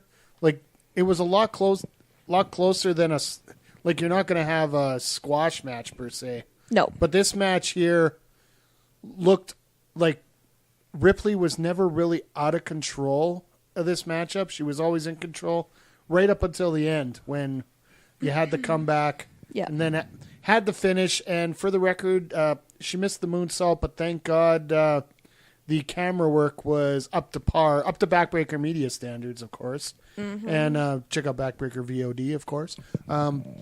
You have, What do they do? Who's that? Who? I love you too, both. Who? she overshot the moonsault again. I believe she's hit 1 out of 4 so far. Yeah. And Just her first match, I think. yeah, I think it was just the first that she hit it. And even then, she would hit other matches. She would hit legs or she'd overshoot. Either way. Ripley established herself as a dominant force here. And she's going to go into that UK division and absolutely dominate everybody that's there. So I would say she not only established herself as a dominant wrestler, but she damn near established herself as a star. I think she's a star. Like, hands down. Like, she's a star. absolutely agree with you there. Ripley's just got that X factor that you don't see in a lot of wrestlers there. She's got that confidence yet. Swagger. That swagger, that confidence, that the fact that she looks like she belongs in the ring no matter what. She doesn't look like she's faking it. No. Whereas, like, I'm just going to bring up an example from earlier. When Aaliyah was in the ring, and she had that, like, I'm better than you kind of face. She looked like she was faking it. Like, I didn't believe her at all. There was no believability. You look at Rhea and the look she makes in her face where she's like, I'm better than you. She makes us believe that she truly and utterly believes she is better than you. Believability. And more often than not, she is. Yeah. Like, personally right now, I look at Rhea, and I see Rhea Ripley, Charlotte. If you want to get Charlotte as a face, that matchup there. Oh, Charlotte as the face versus Rhea Charlotte heel? as a face, Rhea as a heel. That will go over. I'd agree. I would 100% agree. For me, I think I wanted to bring it up earlier. This gives me a perfect opportunity to. Becky Lynch, since turning or pseudo turning, her Twitter game has just been. Oh, I was going to bring that up. To quote the lady herself, straight fire. And she is the queen. Quote tweeted herself that she would, I'm paraphrasing, beat the hell out of Rhea Ripley too when her time came. And as soon as I saw that tweet, I have been anticipating that match. Oh, God, yes. Give me Becky Rhea tomorrow. Thank you. Even though Rhea, sorry, I keep calling her Rhea. Anyways, even though she's great, I still don't think that. I think people would cheer for her. I don't think people would boo her over Charlotte because she's that good, and people just don't want to have Charlotte on their screen right now. Are you thinking like cool heel Kevin Owens? Kind of. I also think that is like Kevin Owens' forever nickname from this point. Cool it's the same way Kevin that Chris Owens. Jericho's nickname from this point on is like Cool Dad Chris Jericho. Okay. Well, here, I got a challenge for you guys. No. 3 weeks from now, based on seeing everybody in the Mae Young Classic, I want you guys to come up with a revised draw, revisionist booking, to come up with how would you want to see these 16 competitors be slotted, and think if there is a better way that you would have, let's say, the quarterfinals, the semis, and the final. I don't Like know from if I the can, women in the Mae full Young? on. I think I would need to take some time and actually That's why I write say that down. 3 weeks. Because I can tell you right now, Lacey Lane's out in the first round. for the Ember Moon 2.0. for the next week we're going to have the fallout from Evolution. Then after that we're going to have Fallout from Evolution, I think, was like literally a film I watched in biology in grade 11. Fallout. The Fallout from Evolution folks, by Charles Darwin This Jr. is the kind of people I get to work with here, folks. Yeah, I mean, there's not a lot of changes I would make, Mike, if I'm honest. Well, you know what? I want you to think about it after we get done the entire tournament. Let's come back and let's talk about it, because I got a feeling I'd make a few changes to this myself. So, but yeah, we'll come up in 3 weeks here about this. Give or take. See if we a week. Got a remember. lot of grievances, Mike? I've always got grievances. Mike is just, I already know who's going to Producer put Mike. in his final four. Nope. Not the one you're thinking of. Final eight? No, final eight. Yeah, final eight. I would I'm say not going to 16. say her name, but I would assume it rhymes with Bachel Gellering. No, frankly, the- I'll spoil it right now. I'd have her win one match. That's it, right now. But we'll Wow, we'll talk about it in 2 weeks. I'm even shocked about 2 weeks, that. 3 weeks. I'm offended on Rachel's behalf. Yeah, I'm offended for her right now. I'll How dare you? Because I've actually thought about this a little bit. Anyway, Yes, sir. let's get to our predictions, shall we? The Evolution? The Evolution. I got it right up here on the computer. So I'll let, since you guys are leading the podcast here, I will give the matches. You give your thoughts, and I'll quickly chime in at the end on all. I would presume we're going to start with Battle Royal. You know what? Let's do that for you. The Battle Royal. Sorry. I want you to give who you want to win. I literally just wrote that down. That was what I was going to ask you guys. Who do you want to win, and who do you think is going to win? Okay, let's start with who do we want? It's all yours. Spencer, you go first, because I just need another few seconds to think. Want Ember Moon. You want Yep, Ember Moon? 100%. Okay, Mike? My want? Not even listed right now. I have two. This is one of my Rachel Gellering. off. Is that Rachel's twin? Ooh. What I would like to see is the debut of Chelsea Green in there. Yep. I think that she's ready for the main roster. She was quietly signed. She signed She to was, the Performance Center, but that doesn't mean that she can't show up in this Battle Royal and surprise the hell out of everybody. Mike, I think you know exactly where I would stand on that one, and that would be like the... I know. I He's stole jumping it before out of you his could seat. get to it. No, I would love to see it. I am always so encouraged by people in NXT and the way that they get built there that I had just not hoped, but sort of assumed and hoped, I guess. There is the difference. I'm sure you guys understand it.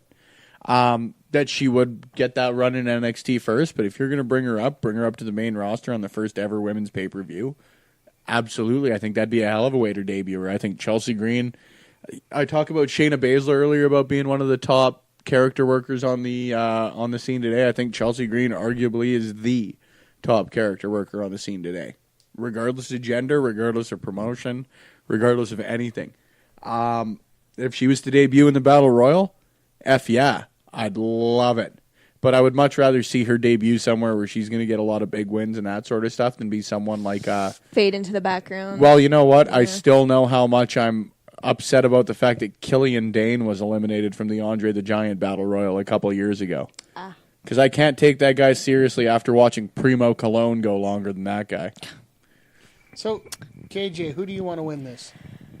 And you cannot say Peyton and Billy as a team. They cannot win it fuck, together. Mike, that was my fucking prediction. In terms of realistically who I want to win, of course I would want Billy and Peyton, but I don't know what the hell that would come from. I just adore them. I would really like to see Ember win. But now that you guys bring up Chelsea, that would be very interesting. I just would fear that the crowd wouldn't have the reaction she deserves. But yeah, I would really like to see Ember win. I just think that she should have that. So who do you think is going to win? I have a fear Asuka's going to win it again. I not that I fear it, because it wouldn't be the worst thing in the world for Asuka to win it and challenge Becky next week. I just think that having Asuka or Naomi win it, considering both of them have won a very significant Battle Royal type setting in the last year, I do think Asuka might win it, though. Spencer, who do you think is going to win the Battle Royal? Let's break down my logic from the top of this tree here. All right, Logic Man. Thank you very much. I don't think you're going to see someone from SmackDown win it because I think Becky Charlotte's going to continue. Okay. I don't think it'd make a lot of logistical sense to have someone win a title opportunity and insert themselves into what thus far has been a perfect storyline. And I also don't think if this is the end of Becky Charlotte that it's going to end with their next challenger being someone who won a Battle Royal. I think it's going to be someone who'll want to step up to Becky Lynch and establish themselves. Therefore, we're left with someone from Raw. Who have we got in the Battle Royal from Raw? I think Ember Moon is an automatic no-go given the fact that she stood tall last week. Yeah.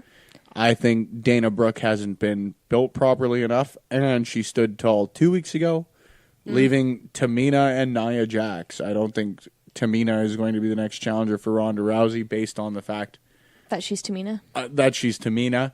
And I don't think Nia Jax is going to be the next challenger for Ronda Rousey based on the fact that she is a already challenged Ronda Rousey. I think that this will be the first Battle Royal in a long, long while that we see a legend win it.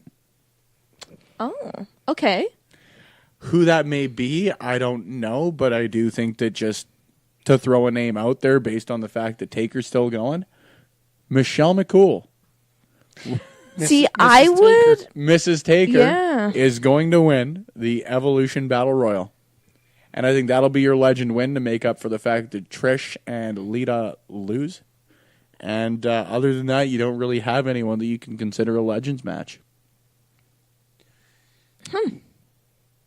Myself, I think it's going to be somebody from SmackDown for the fact that I think I'm going to get to this later on, but I don't think that you're going to have the Becky-Charlotte feud continuing on for a little bit, like possibly up to the Rumble, but they need somebody in the middle there, which I do think you're going to get somebody like Naomi could possibly go back-to-back in Battle Royals here.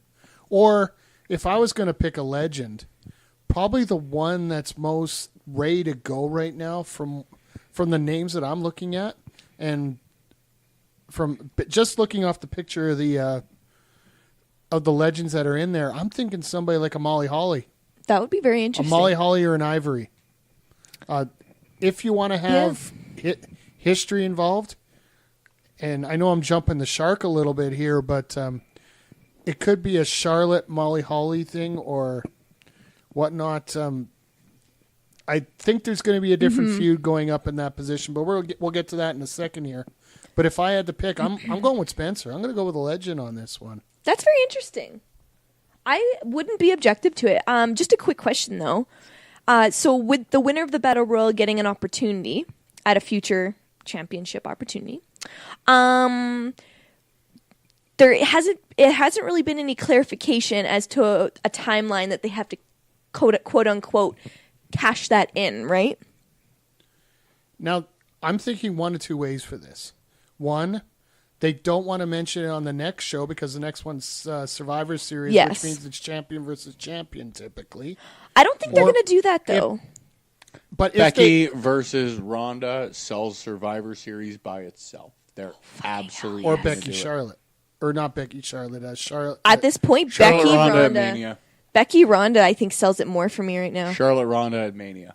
Well, yeah, that's better. We'll get to that. But Book it, Mike. But Book it. TLC is Mike, you after can book it. Survivor Series. So do you think that would be when they would have that? Nope. No. SmackDown. You or think it Raw. would just be on a throwaway? I don't think it'd be a throwaway. I think it would be somewhere in the middle. You build it as on next week's SmackDown or something, Or in along 2 those weeks lines. or whatever, yeah. You hype it up that she's going to get her match on a memorable SmackDown Yeah. or a memorable Raw. One of SmackDown 1008. Just a random SmackDown All right, in the let's- middle of the show. Let's move on to the next one here. Let's go with the sixth woman.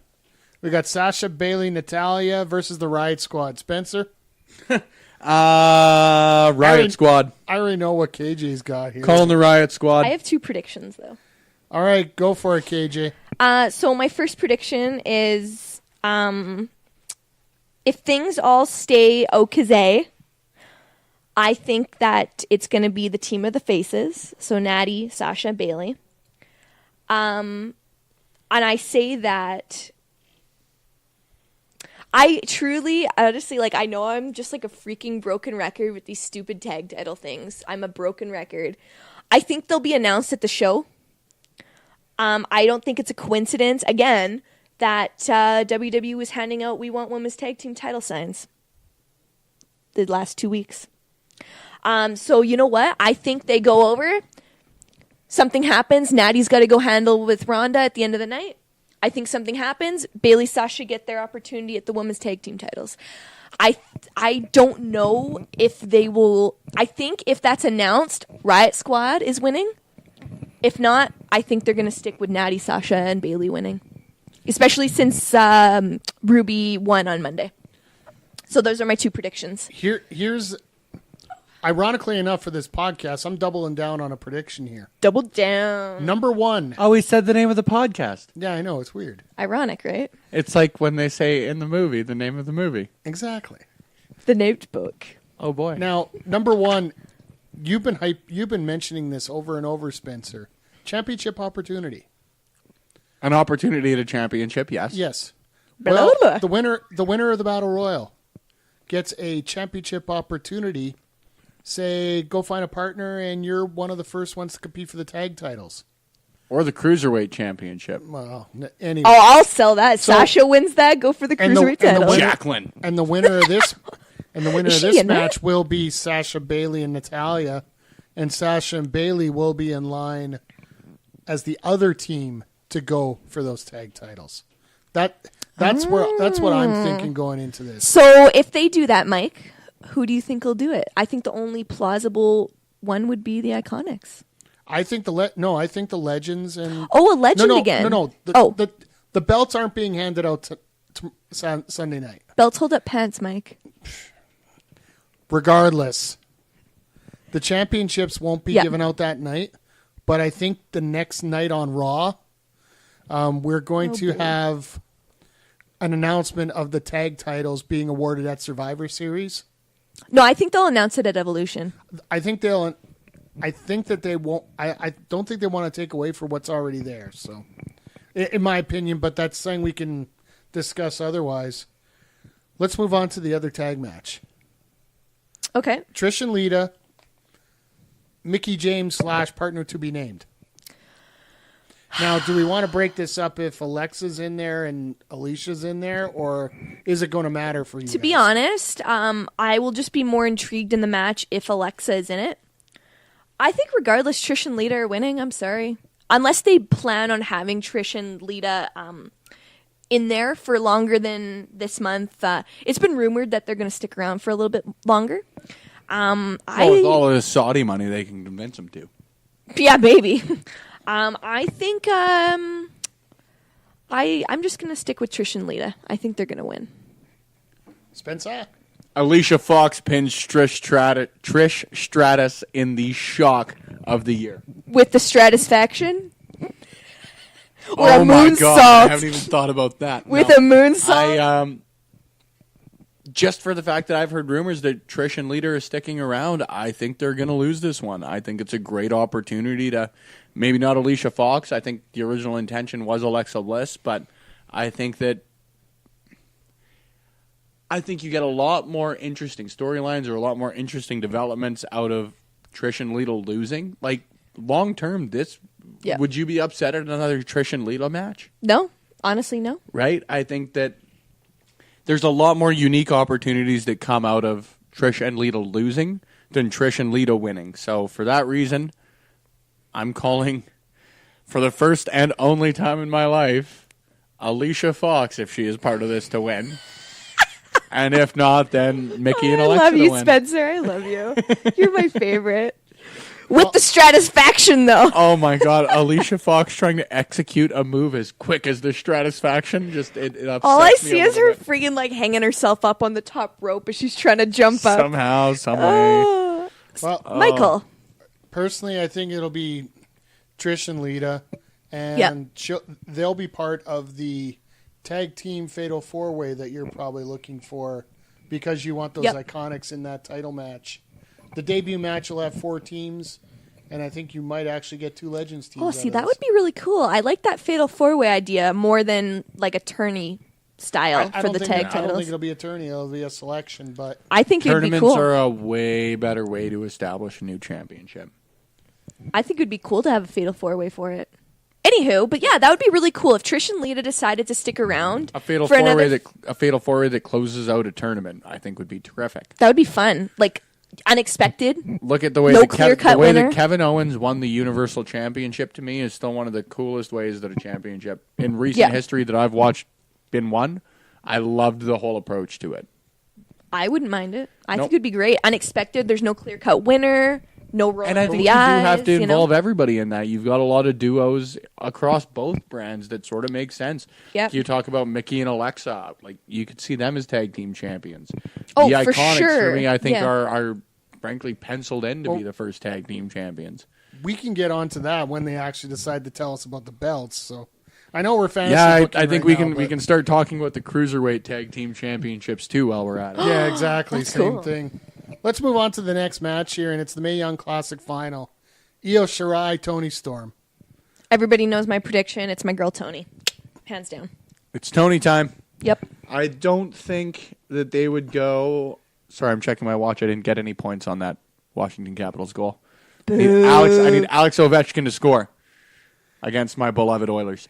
I think it's Tony time. I think that It's her time. I don't think that they would have two wrestlers with the same sort of background. Like Io Shirai and Kairi Sane are both Japanese wrestling legends. They both sort of work their ways up through the same promotions. They've got a fairly similar backstory to it. And I just don't see them going that same direction twice in a row. I mean, the alternative for me is eventually it sets up a Kairi Sane Io Shirai match, which would just be absolutely incredible. But it also establishes Toni Storm as another face of not only the NXT UK division, but the entire women's division as a whole. Well, that's the thing. It draws eyes immediately to the UK division. And Toni Storm, I She adore just her. does it. I adore her. She adds someone other than, you guys bring up Rhea Ripley. I bring up Rhea Ripley as an absolute star. You need more than one person like that. I think if you were to give Toni Storm a definitive win at Evolution, that would do it. They're going to put on a hell of a match, guys. I'm so excited. Mike. Toni Storm, Rhea Ripley, WWE United Kingdom Championship match. You could almost book it as match of the year right now between those two. I got a feeling. Rhea and Toni? Yeah. Oh, I want to see it. So I want to see it so bad. I think this Mae Young Classic win would give the opportunity to get a championship match guaranteed, whichever brand you're on. And I'm hearing, I think it's pretty much common knowledge now that Rhea Ripley does have the Spoiler alert! Yeah, spoils. If Go you've on. listened to this podcast for the last month, we've mentioned it. So Rhea Ripley I've wins given that up- title. I've given up on the spoiler comment for that. I haven't. Good for you, Spence. Thanks. I think it was a good choice, though, But whenever they show that win. I think Toni Storm will win this. Same thing. I don't think they're going to have two Japanese wrestlers win it 2 years in a row. And it's all about global expansion because I'm hoping next year a Canadian will win it. Then they'll have the NXT Canada. So we'll go from there. Oh, that'd be really freaking cool. Now, I know they listed on Wikipedia as number 1, but I'm going to go number 2 on this. Yeah. Ronda Rousey, Nikki Bella for the Raw Women's Championship. Spencer, I know you already got your wheels turning on this one. Go ahead. Nikki Bella's winning it. I have honestly, of every stupid prediction I've ever made, and every Rusev is winning a casket match against The Undertaker I've thrown out there, Poor Rusev. I genuinely think that this would be an awesome opportunity. I read when Ronda debuted. I bring up Stone Cold earlier about Becky Lynch. When Ronda Rousey debuted and when she was sort of embarking on her feud with Stephanie McMahon, I read from a few, not sources, I guess, but a few people I trust on Twitter, that they were trying to build Ronda Rousey as the next Stone Cold Steve Austin. And I think that if you were trying to establish someone if you're trying to establish someone as someone working their way up against authority, I think Stephanie McMahon aligning with a so-called quote-unquote diva to screw Ronda Rousey out of a championship, I think that is as perfect of a scenario as you can humanly write. There's never really been, people talk about the authority and the way that they've worked. There's never really been like the authority driven from a women's perspective, I don't think. With the women's division? Yeah, I think that most of the stories, and I bring it up again, that Brie Bella, Stephanie McMahon feud, I think that's the only time I can really remember a prominent authority feud in the women's division. And I think that this could be a very unique opportunity. Especially with the history Ronda and Steph have. Yeah, again, I use this as lightly as humanely possible, but I think that if you're going to try and build like a Stone Cold scenario, Becky's got the momentum behind her, and Ronda's got, I guess, a built-in storyline on that end. As much as, anybody that listened to the podcast in the past knows I'm not like I've never been a huge fan of the Bellas. Like, I don't discredit anything they've done, of course, but never been a huge fan. But it wouldn't be the worst thing in the world to see Nikki win that title. Honestly, like, I don't see why the hell not. It would create a story going for the next few months to, I don't want to say keep Ronda busy until Mania season rolls around, but essentially create some storylines, create a contender. Because if I'll be honest, I really hope someone from Raw wins that Royal Rumble and challenges her. So, I mean, at least then they can do a little swap back and forth. Ronda wins it back, whatever. All it's going to do is bring eyes to the Raw Women's division and just create a storyline.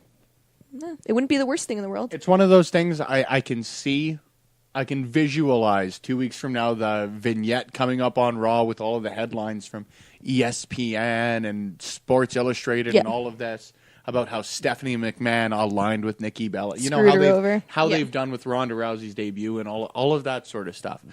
I can already picture that happening because it is something that I think would bring. There are people, I've been getting texts and Instagram messages and who's it's and what's it's galore from so many people that have never watched wrestling before, specifically, and not even about Ronda Rousey or not even about anything like that, specifically about the Ronda Rousey-Stephanie McMahon match. Yeah. And I think that if people that I personally know have never watched wrestling, have never been interested in it, if they're going out of their way to ask myself about it, who, like, nobody knows me from a hole in the ground as far as the wrestling world goes, if people are going out of their way to ask me about that, I can't even imagine the momentum that something like that would bring to WWE. So my question, Spencer, since you're just talking about it right now. Who is the hole in the ground? Yeah, who? Do you insert Natty into this? I don't think you need to because I think that's a feud that you can build around Ronda and Natty without the championship. I think that's a great feud to have. Well, I was going to say as like someone that's quote-unquote a backup for Ronda. Like a Brie to... You know, I think now that you bring that up, I think you could maybe see it as like a tag match where Natty eventually turns on Ronda to set up another storyline or something along that lines. I'm not trying to fantasy book it, but I think that Ronda, the way I was seeing it is Ronda and Natty can exist outside of the Raw Women's Championship. Yeah. That's why I wouldn't have saw her getting involved on like the championship side of things. Now you talk about backup, absolutely. I could see a Bella Twins versus Ronda and Natty tag match 2 months from now or 3 months from now. May I make a prediction? Yes. I think Royal Rumble, it's going to be Natty versus Ronda for the title. Do you think that's plausible? Michael's mics, I'd say drop it. I just think that's kind of the next thing, like especially if you think about no offense to Nikki, of course. I just don't see her sticking around full time enough to hold the title if she wins it. Let's just say she wins it Sunday into Royal Rumble season, into Mania season. I think Ronda, if she loses it, she'll win it back pretty quick. But I think, or maybe not at all. Who knows? But I think that would be really interesting. I would just really like to see a match with Natty and Ronda for the title. Even if Natty doesn't necessarily need to be heel, but I just think it would be cool. Producer Miguel. You've been quiet, man. You've been quiet. Are you in the hole? Is that the hole? Just letting you guys go because I can book the next 4 months for this feud. So who wins, Mike, this Sunday? Spencer is bang on. Okay. Stephanie comes out. Okay. Costs Rousey the match. Setting up Team Bella versus Team Rousey at Survivor Series. It's 5-on-5? 4-on-4 traditional Survivor Series. No, it's match. 5-on-5. No, the traditional is actually 4-on-4. If you go back into your history books. Yeah, you mark. It's the revision. Is it? It's revisionist history that it was 5-on-5. Okay. My bad. I'm sorry. The original Survivor Series had one 5-on-5 match, and that was with tag teams. So that was 20 people around the ring. Jesus. But other than that, there have always been 4-on-4 up until this reboot of the Survivor Series match. But anyway. Carry on. They're going to have this Team Bella versus Team Ronda Survivor Series match. Okay. That's where you're going to get the turn from Natty. Oh. Then you're going to have your TLC match for the Women's Championship where you have Nikki Ronda? Ronda go over and get her belt back, and setting up the Natty versus Ronda match at the Royal Rumble. Shit. Ronda has There been we put- go, boys. Ronda has been put through a disproportionate amount of tables for someone who has been in her industry as long as she has been. Put through many Are you jealous? tables. No, Okay. no, I'm not. All right. I'm probably going through one on Sunday. You always Not- say that. I couldn't find a Bills fan. You every time we talk about tables, you're just like, "What? I think I'm gonna go through a table." I want to. Yeah, I know. If you anybody do. wants to put if me you through a want to have table. a match, Spencer, we'll get you in a gimmick match, and I'll put you through. Oh, a I table. would be really bad at that. I'll jump off so of the bad. ring apron and I'll throw you right through. So Mike, my quick question for you. Absolutely. Because I would really like to see that, actually. That just went over my head for Survivor Series, Nikki versus Ronda. So for that, do they predominantly stick with Raw women for each team? Or do they pick whoever they choose? Or pick whoever they choose. Pick whoever they want, sorry. What the I hell? could see Team Bella having a. You could have somebody like an Alicia Fox in there, a Mickey James. You know that Probably Alexa. You could probably have. You could possibly even have Sasha Bailey on the Team Ronda side here, depending on what happens. True. And then if you don't want to get Brie into the match, which we're all hoping, Poor Brie. I'm so sorry, you Brie. could have Nikki and the Riot Squad. For See, one yeah. night. And that would put Yeah. Ruby Riott in a main event spotlight where she deserves to be. But you could go 16 million ways with this. Yeah. Developing the teams, it's going to be a little more prevalent after Evolution once they decide who gets that championship opportunity after the Battle Royal to see where the battle lines are drawn out a little bit more. But I'm pretty certain they're going to have this 4-on-4 match because this is a way to not take the title off Nikki for a major pay-per-view, yet have her in Keep a the feature, feud. keep her in a feature match, and also have Stephanie out there to be the Nat in Ronda's side there. So Yeah. I mean, I never thought I would say this in a million years, but I hope Nikki wins on Sunday. I have never said that before. There's a first time for everything. I'm not hoping for it. I just expect it to happen. I just think I don't want to say hope. Yeah, I guess hope is an incorrect term. I just think it would be very interesting if Nikki won. And the end of the night, if this is the final match of the night, having Stephanie McMahon out there with a Bella raising her arms up triumphantly, that would not surprise me in the least. No, and I wouldn't be angry about it. What an excellent way to end a pay-per-view. According to What an Stephanie image. McMahon. No, I think for honestly everybody. If it gets people How talking. many pay-per-views? Yeah, how many pay-per-views have I watched that at the end of the night I say, "F am I mad?" And still I'm so excited to watch the next night. I think Yeah, for I me, would be excited if for Raw. I was to watch Ronda Rousey enter challenger mode again, I would be very, very excited. Just All right, create well- a different dynamic. Let's move on to the SmackDown Women's Championship match. Last woman standing, Charlotte, Becky Lynch. KJ, go ahead. Because I got a doozy for you here, too. I just really through and through would just really like to see Becky retain. And I'm a huge Becky fan. I am a Charlotte fan, but I'm a huge Becky fan since day one. I would also really like to see I'm just going to compare it because I just really like this match, but Backlash, God, I don't even remember what year, Undertaker, Batista, double 10 count out. They both took each other out off the stage. I would like to see something super badass like that with Becky and Charlotte. I would like to see something badass like that.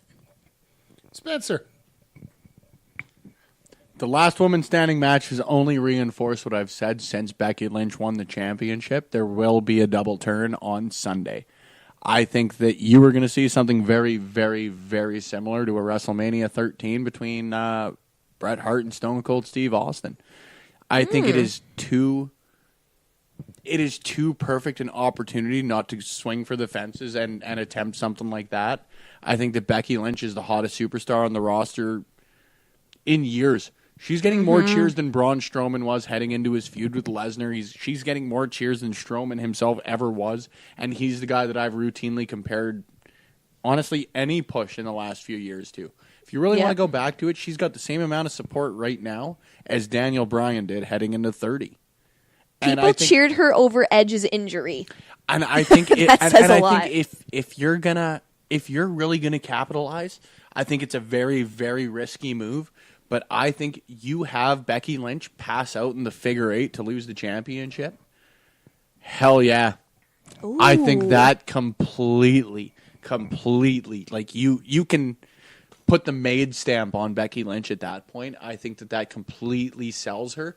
It gets her into, honestly, like the complete 100% babyface role that people, I think, still want her to be in. Because despite the way that everybody's still cheering her at this level, she's still a heel. And at the end of the day, she is still working the heel role in this feud. Definitely. And I think if you were to do the full turn, it would not even take a lot. You could have Charlotte say, Becky, you changed, so I changed too, or have it in whatever iteration you want. Anything you can do, I can do better. Yeah, but I think that you have a perfect opportunity. And I think, I don't... The biggest critique I've sort of put on myself, or the biggest thought, like, pulling me away from that has been, do they really change 2 championships in 2 nights? Or 2 championships in 1 night, excuse me, and especially the 2 major championships. Why the hell not? They're looking to make a statement at the first all-women's pay-per-view. And I honestly think after, number 1, announcing that Crown Jewel is going to go on, and number 2, after the lack of sort of build they've given to this, and they can't be dumb enough not to realize they haven't built this properly. I think that if they really want to make a statement to it, a lot of revisionist history will happen, and they'll be talking about the huge success of WWE Evolution and the build to it if you're to have 2 major storyline developments happen like that. If it gets people talking at the end of the night, you know you did something right. 100%. And I'm going to make my prediction on this, and then I'm going to go back to the last match, because we missed a match that's going to influence this match. NXT? The Raw, yeah. Yeah, I know. I noticed that too, but go on, Mike. We'll get back to that. Go on. I'm going to flash back here. I'm going to take you back to Raw or SmackDown 1000 with Becky in the ring. What did she do in the interview segment that she was in there with? This week? No. Remember SmackDown 1000? She was with a special Edge, yeah. guest? Yeah. What did she do? What do you mean? She told him to get out of the ring and make sure you watch your neck as you're leaving. Completely insulting him. Yep. I see the double turn happening here, but we have the development of a new character entering SmackDown, costing Becky the victory in the term of Phoenix. Mrs. Edge, Beth Phoenix. who is conveniently not listed as part of the Battle Royal. But she's commentating. And Beth Phoenix has said she's not appearing at Evolution in a wrestling role. Yeah, she's commentating already. No, that 100% could be a swerve, but from all sources that I've read, she is not appearing in any sort of. She can step in. And she can at the last minute influence that. That would be very interesting. Then to see moving that. forward, do you have a Beth Phoenix Charlotte alignment? Not necessarily. You have a Beth Phoenix Becky Lynch feud, while Charlotte takes on the winner of the Battle Royal. That way, you get both of those out of the way.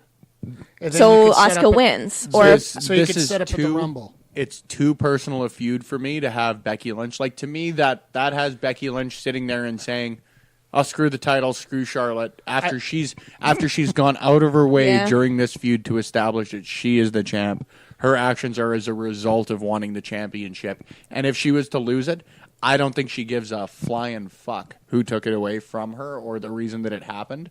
I think she would be going right after Charlotte again. Especially for the fact I wouldn't see Beth Phoenix sticking around. That's pretty random. I not think random, she might but stick around to the Rumble. But hear me out on this. The next couple weeks following the Evolution pay-per-view, every time that Becky wants to get back at Charlotte, Phoenix is there. So a Becky or a Charlotte basically Beth alignment. But she's not necessarily there to help to Charlotte. to help Charlotte. Yeah. She's there to say, look, you're picking on my man. I know it's a very She's like simplistic- being the gum on Becky's shoes, basically. essentially. She's being a roadblock to get to Charlotte, and once she gets past her, they move on and they have that match at the Rumble between Charlotte and Becky to finish that feud off to where you have a bigger match coming up at WrestleMania, which is going to be a part of my predictions here that my big prediction I'm going to have here just as soon as we're done here. Well, and I'll be honest, it would be cool. It would be different, maybe a little unexpected. But I think the only reason that they brought up Edge's injury was to try to get Becky over as a heel more.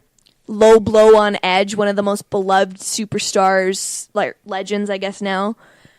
Everybody loves Edge, but the fact that they used a dig like that specifically on Edge to try and get Becky established or try to get her booed a little bit. I mean, I wouldn't hate it, but at the same time, I wouldn't be happy with Beth causing Becky to lose just because of that.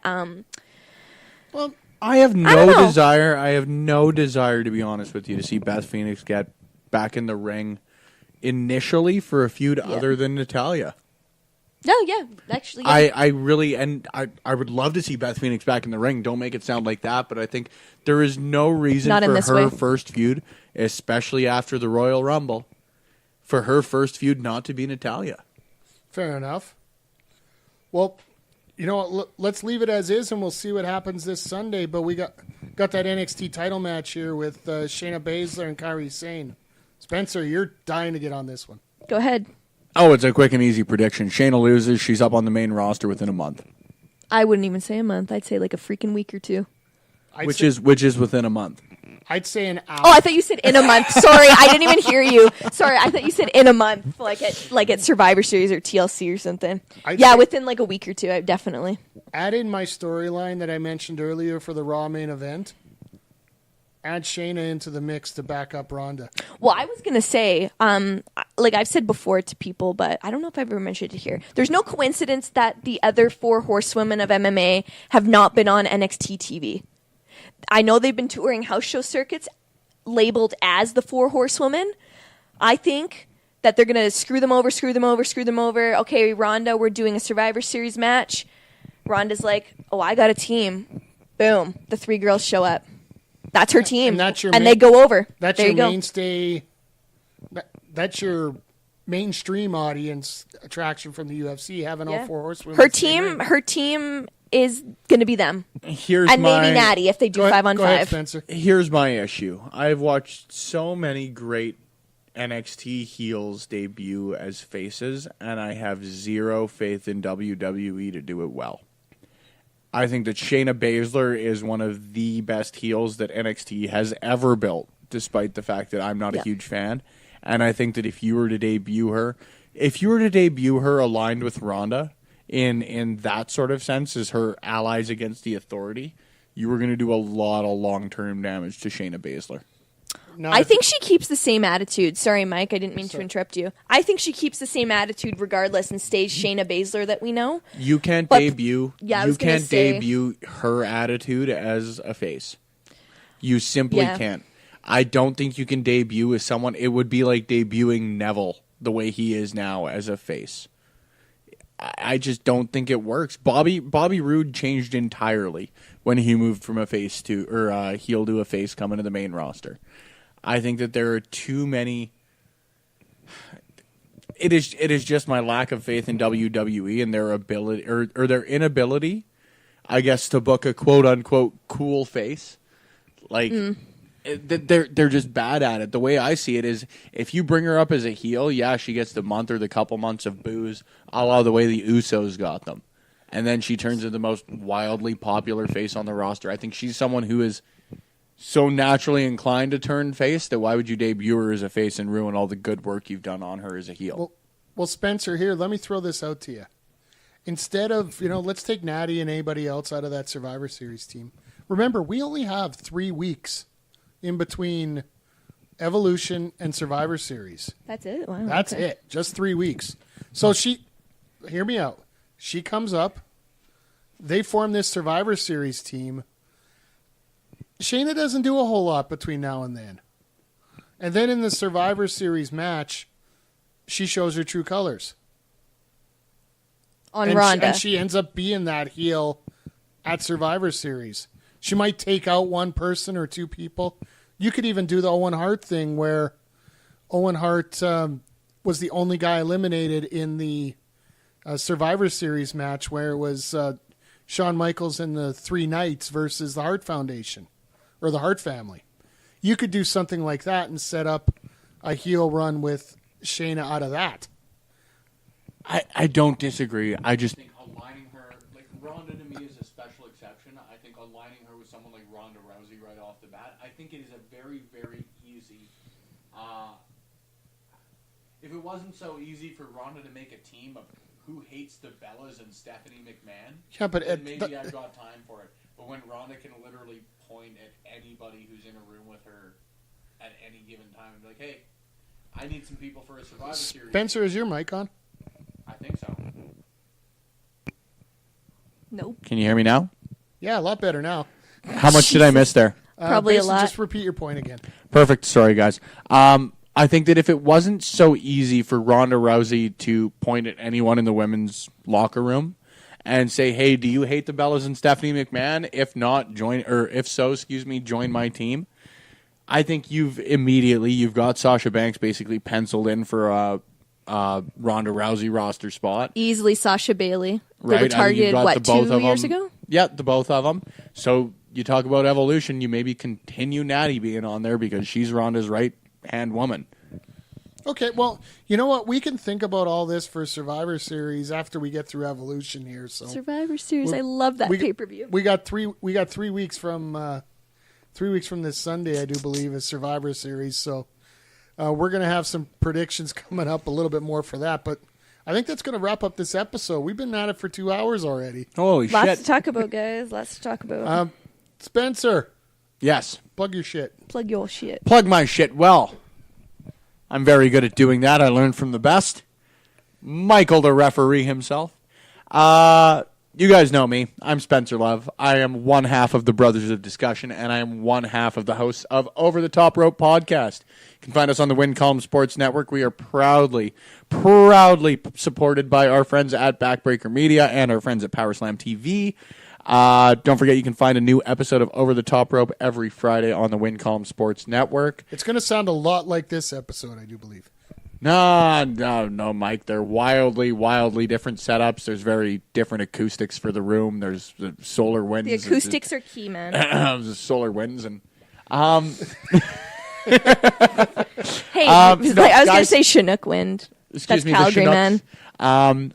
But yeah, that's about it. That's all. Follow us at Win Column Sports CA. We don't just have wrestling, but I am the wrestling guy there. And let me tell you, it's a damn priority for us, especially here in the great province of Alberta, Canada. What's coming up on Over the Top Rope this week? 'Cause it's What gonna be is dropping- coming up on Over the Top Rope? Well, Michael, I am glad you asked that. Not probed for at all question. Myself and my fellow brother of discussion, Hayden Love, we will be live at Beercade YEG on 105th Street and White Avenue here in Edmonton, Alberta. We're not quite sure of a start time. Stay tuned to our social media channels for that. But we're going to be doing our first ever live episode. We are calling it the Quiet and Reserved Sober Tour 2018. I am sure that name is going to stick for the follow-up episodes that we do there. But yeah, if you guys are in Edmonton, we would love you to come and say hi. I know that there's going to be a lot of opportunities to win tickets to the great promotions here across Alberta as far as the local live wrestling goes. And if not, hell, I like beer. I'm sure you like beer if you're listening to this podcast. $4 beer. $4 beer. The beer is only $4, unless, of course, you are hosting a live podcast there, in which case it's free for a little bit. Free. We Hey, gotta Mike, start you want to hosting. come co-host a podcast? Well, I'll see. I will be down there as well, along with a bunch of other people. I'm a lot of celebrities around town here, so Various members and stars of the Edmonton wrestling community, The for lack of a better way to put it. the last show at Beercade, it was pretty much full. So make sure you reserve ahead of time. And it's actually where the Quiet and Reserved Sober Tour 2018 name came from, because I can certainly tell you that both myself and Hayden were quiet, reserved, and sober for the last pay-per-view there. Right, Mike? Yeah, I'm not vouching for anything on that one, sir. KJ, you got anything you want to plug? Because I got my big shocking predictions here. I want to Oh, well, get. no, I just wanted to, so the Bad Bitch of the Week thing, I kind of just want to... Sorry, my bad. Sorry. No, I just wanted to quickly, run it down. I think it's pretty obvious, who my number one was going to be. Wow, I do apologize. Part of the network here. We're man. trying to close this early. Obviously, Tony and Miko, that was my number one. I just wanted to mention one of the things, because they keep bringing up concussions and stuff. I listened to Sasha Banks' interview with Maria Menounos, and she was talking about her injuries lately, and how the biggest or the reason that she was not on TV was that she had post concussion syndrome. And I just wanted to throw it out there that Sasha's a bad bitch. So there you go. That was a really cool story to hear, but kind of scary at the same time because I've had concussions. So I just wanted to throw that out there. I don't really have anything to plug. Please just don't have any post-concussions. Well, who knows? So your bad bitches of the week were... I put Sasha number 5. Yep. Nikki Cross number 4. I had to put Becky at number 3 because she still was hilarious on the social medias this week. I put Reyes number 2. And number 1 was Tony versus Mika, the match. So yeah, with that kind of match, you're allowed. Co-bad bitches of the week. Yeah, they were number 1 because the match was just incredible. So, Mike. All right. First of all, you can get a hold of me on ProWrestlingPost.com. I have an article you can. every 2 weeks. The first one just dropped. If you guys want to know what kind of craziness got me into this business, that's what the Post is all about. You're all about his refereeing career here in Alberta. Yeah, that's it. That's going to be an article amongst itself here. Not only bigger there, than us now. we're going to be. I'm going to be broadcasting from the CWC show, the Headlock of Horrors 3. I heard something about a women's tag match that's going to be there. It's going to be interesting to say the least. But then you have the elimination tag match for the CWC tag team championships, where the Wrecking Crew of Shawn Martins and Dean Richter, who apparently is a bum from what I've heard, will be taking on the team of Jude Dawkins and Chris Parrish. Basically, the rules are anything goes. Once one man is eliminated, he must leave the match. Thought it was Cheetah with Chris. Something like that. That is what I've heard CWC stands for. Hey man, you can't ugg at that. That is excellent work on both. How about parts. Champions Wrecking Crew? Yeah, Cheetah with Chris. What? Whose team were you on? Well, I'm just trying to be the Impartial. unbiased referee here. Yeah, that's Blah, blah. But other than that, Dick. this is the busiest week for wrestling in Alberta in terms of action since WrestleMania weekend. You have not only the CWC Headlock of Horrors, you have Fall Fever for PWA in Edmonton, which I'm sure Spencer will be partaking in. I believe so. Say what? You ain't coming to watch my match. I have to be I quite mean, who's honest. wrestling? I have to be quite honest. I don't know if I will be at either this weekend. I've got a family commitment that I am. How dare supposed you to have be a at. life? Right. I hope to check out the PWA Fall Fever show. We are going to have coverage on the network, both with quick calls as well as T. James Logan bringing up PWA Radio once again. And just to throw myself back in here for a second, just because I am not going to PWA Fall Fever or CWC, I would highly, highly suggest that you guys go and check it out. Hell, if you guys are looking for tickets, feel free to let me know. I will try and use my vast amount of connections here across Alberta. You have connections? I have no Yeah, connections. no, I've got a vast amount. Spencer calls me and I call others. That's what I usually. That's exactly how it works. I was It's just just saying, worth- I'm like, it's just- how do you it's have just connections highly, and I don't? Highly worth checking out. I would highly recommend if you're in the Edmonton area or the Red Deer area this Saturday. Please go and support your local indie wrestling. Please go and support your local combat sports. But Go that's ahead. not even close to what is all going on. But wait, there's more. Just remember, But wait. if you go to PWA Fall Fever this weekend on this Saturday, it's your first night for a chance to get tickets for PWA Christmas Slam featuring current ROH Tag Team Champion. SCU. I'm good never Lord. going to get anything in Foley here. Love But SCU. But not only there, Sunday we have Evolution at Beercade. This Tuesday we have the Canadian Wrestling Elite Tour coming through St. Albert, featuring Brutus the Barber Beefcake. They're going to be in St. Albert at the St. Albert Community Hall on Tuesday. They're going to be in Grand Prairie on Wednesday. And next Thursday, November 1st, they're going to be down at Springbrook at the Springbrook Multiplex. That's going to be a hell of a tour. They're visiting the lower half of Alberta the week following, after a little jaunt into BC. And then Friday, of course, there's Crown Jewel. If that ever gets confirmed, we'll get into that. It's confirmed this morning. Podcast. And then next Saturday, November 3rd, you have Monster Pro Wrestling Retribution, which is my second last show as tenure of GM of Monster Pro Wrestling. I have an announcement about the main event for that show. It will be coming up this Monday. Everybody wants to know what I'm going to do about the heavyweight title situation. I think I got a bit of a doozy here. I want to go out on a big note here, so I'm going to let you guys know on Monday what that result is. I just want to make sure the wrestlers know first. Now, I said I had two big predictions that I want you guys to think about here coming up, since we're already almost at the 2:15 mark now. Number one, Sasha Becky will happen at next WrestleMania. In 2019? In 2019. Oh, shit. That's, you know what? That got me all tingly. Go ahead. Number two, I'm calling my shot now. Okay. After what happened this past Monday on Raw, a women's match will main event, and I mean main event spot, of this year's WrestleMania. You mean 2019? 2019. Book it. I'm calling it right now. It is the perfect opportunity for WWE to have that spot. Just keep going with it. Whether it ends up being Ronda Charlotte, whether it becomes Becky or Becky Ronda, whatever it comes out to be, the final match on the card for WrestleMania coming up in New York will be a women's match.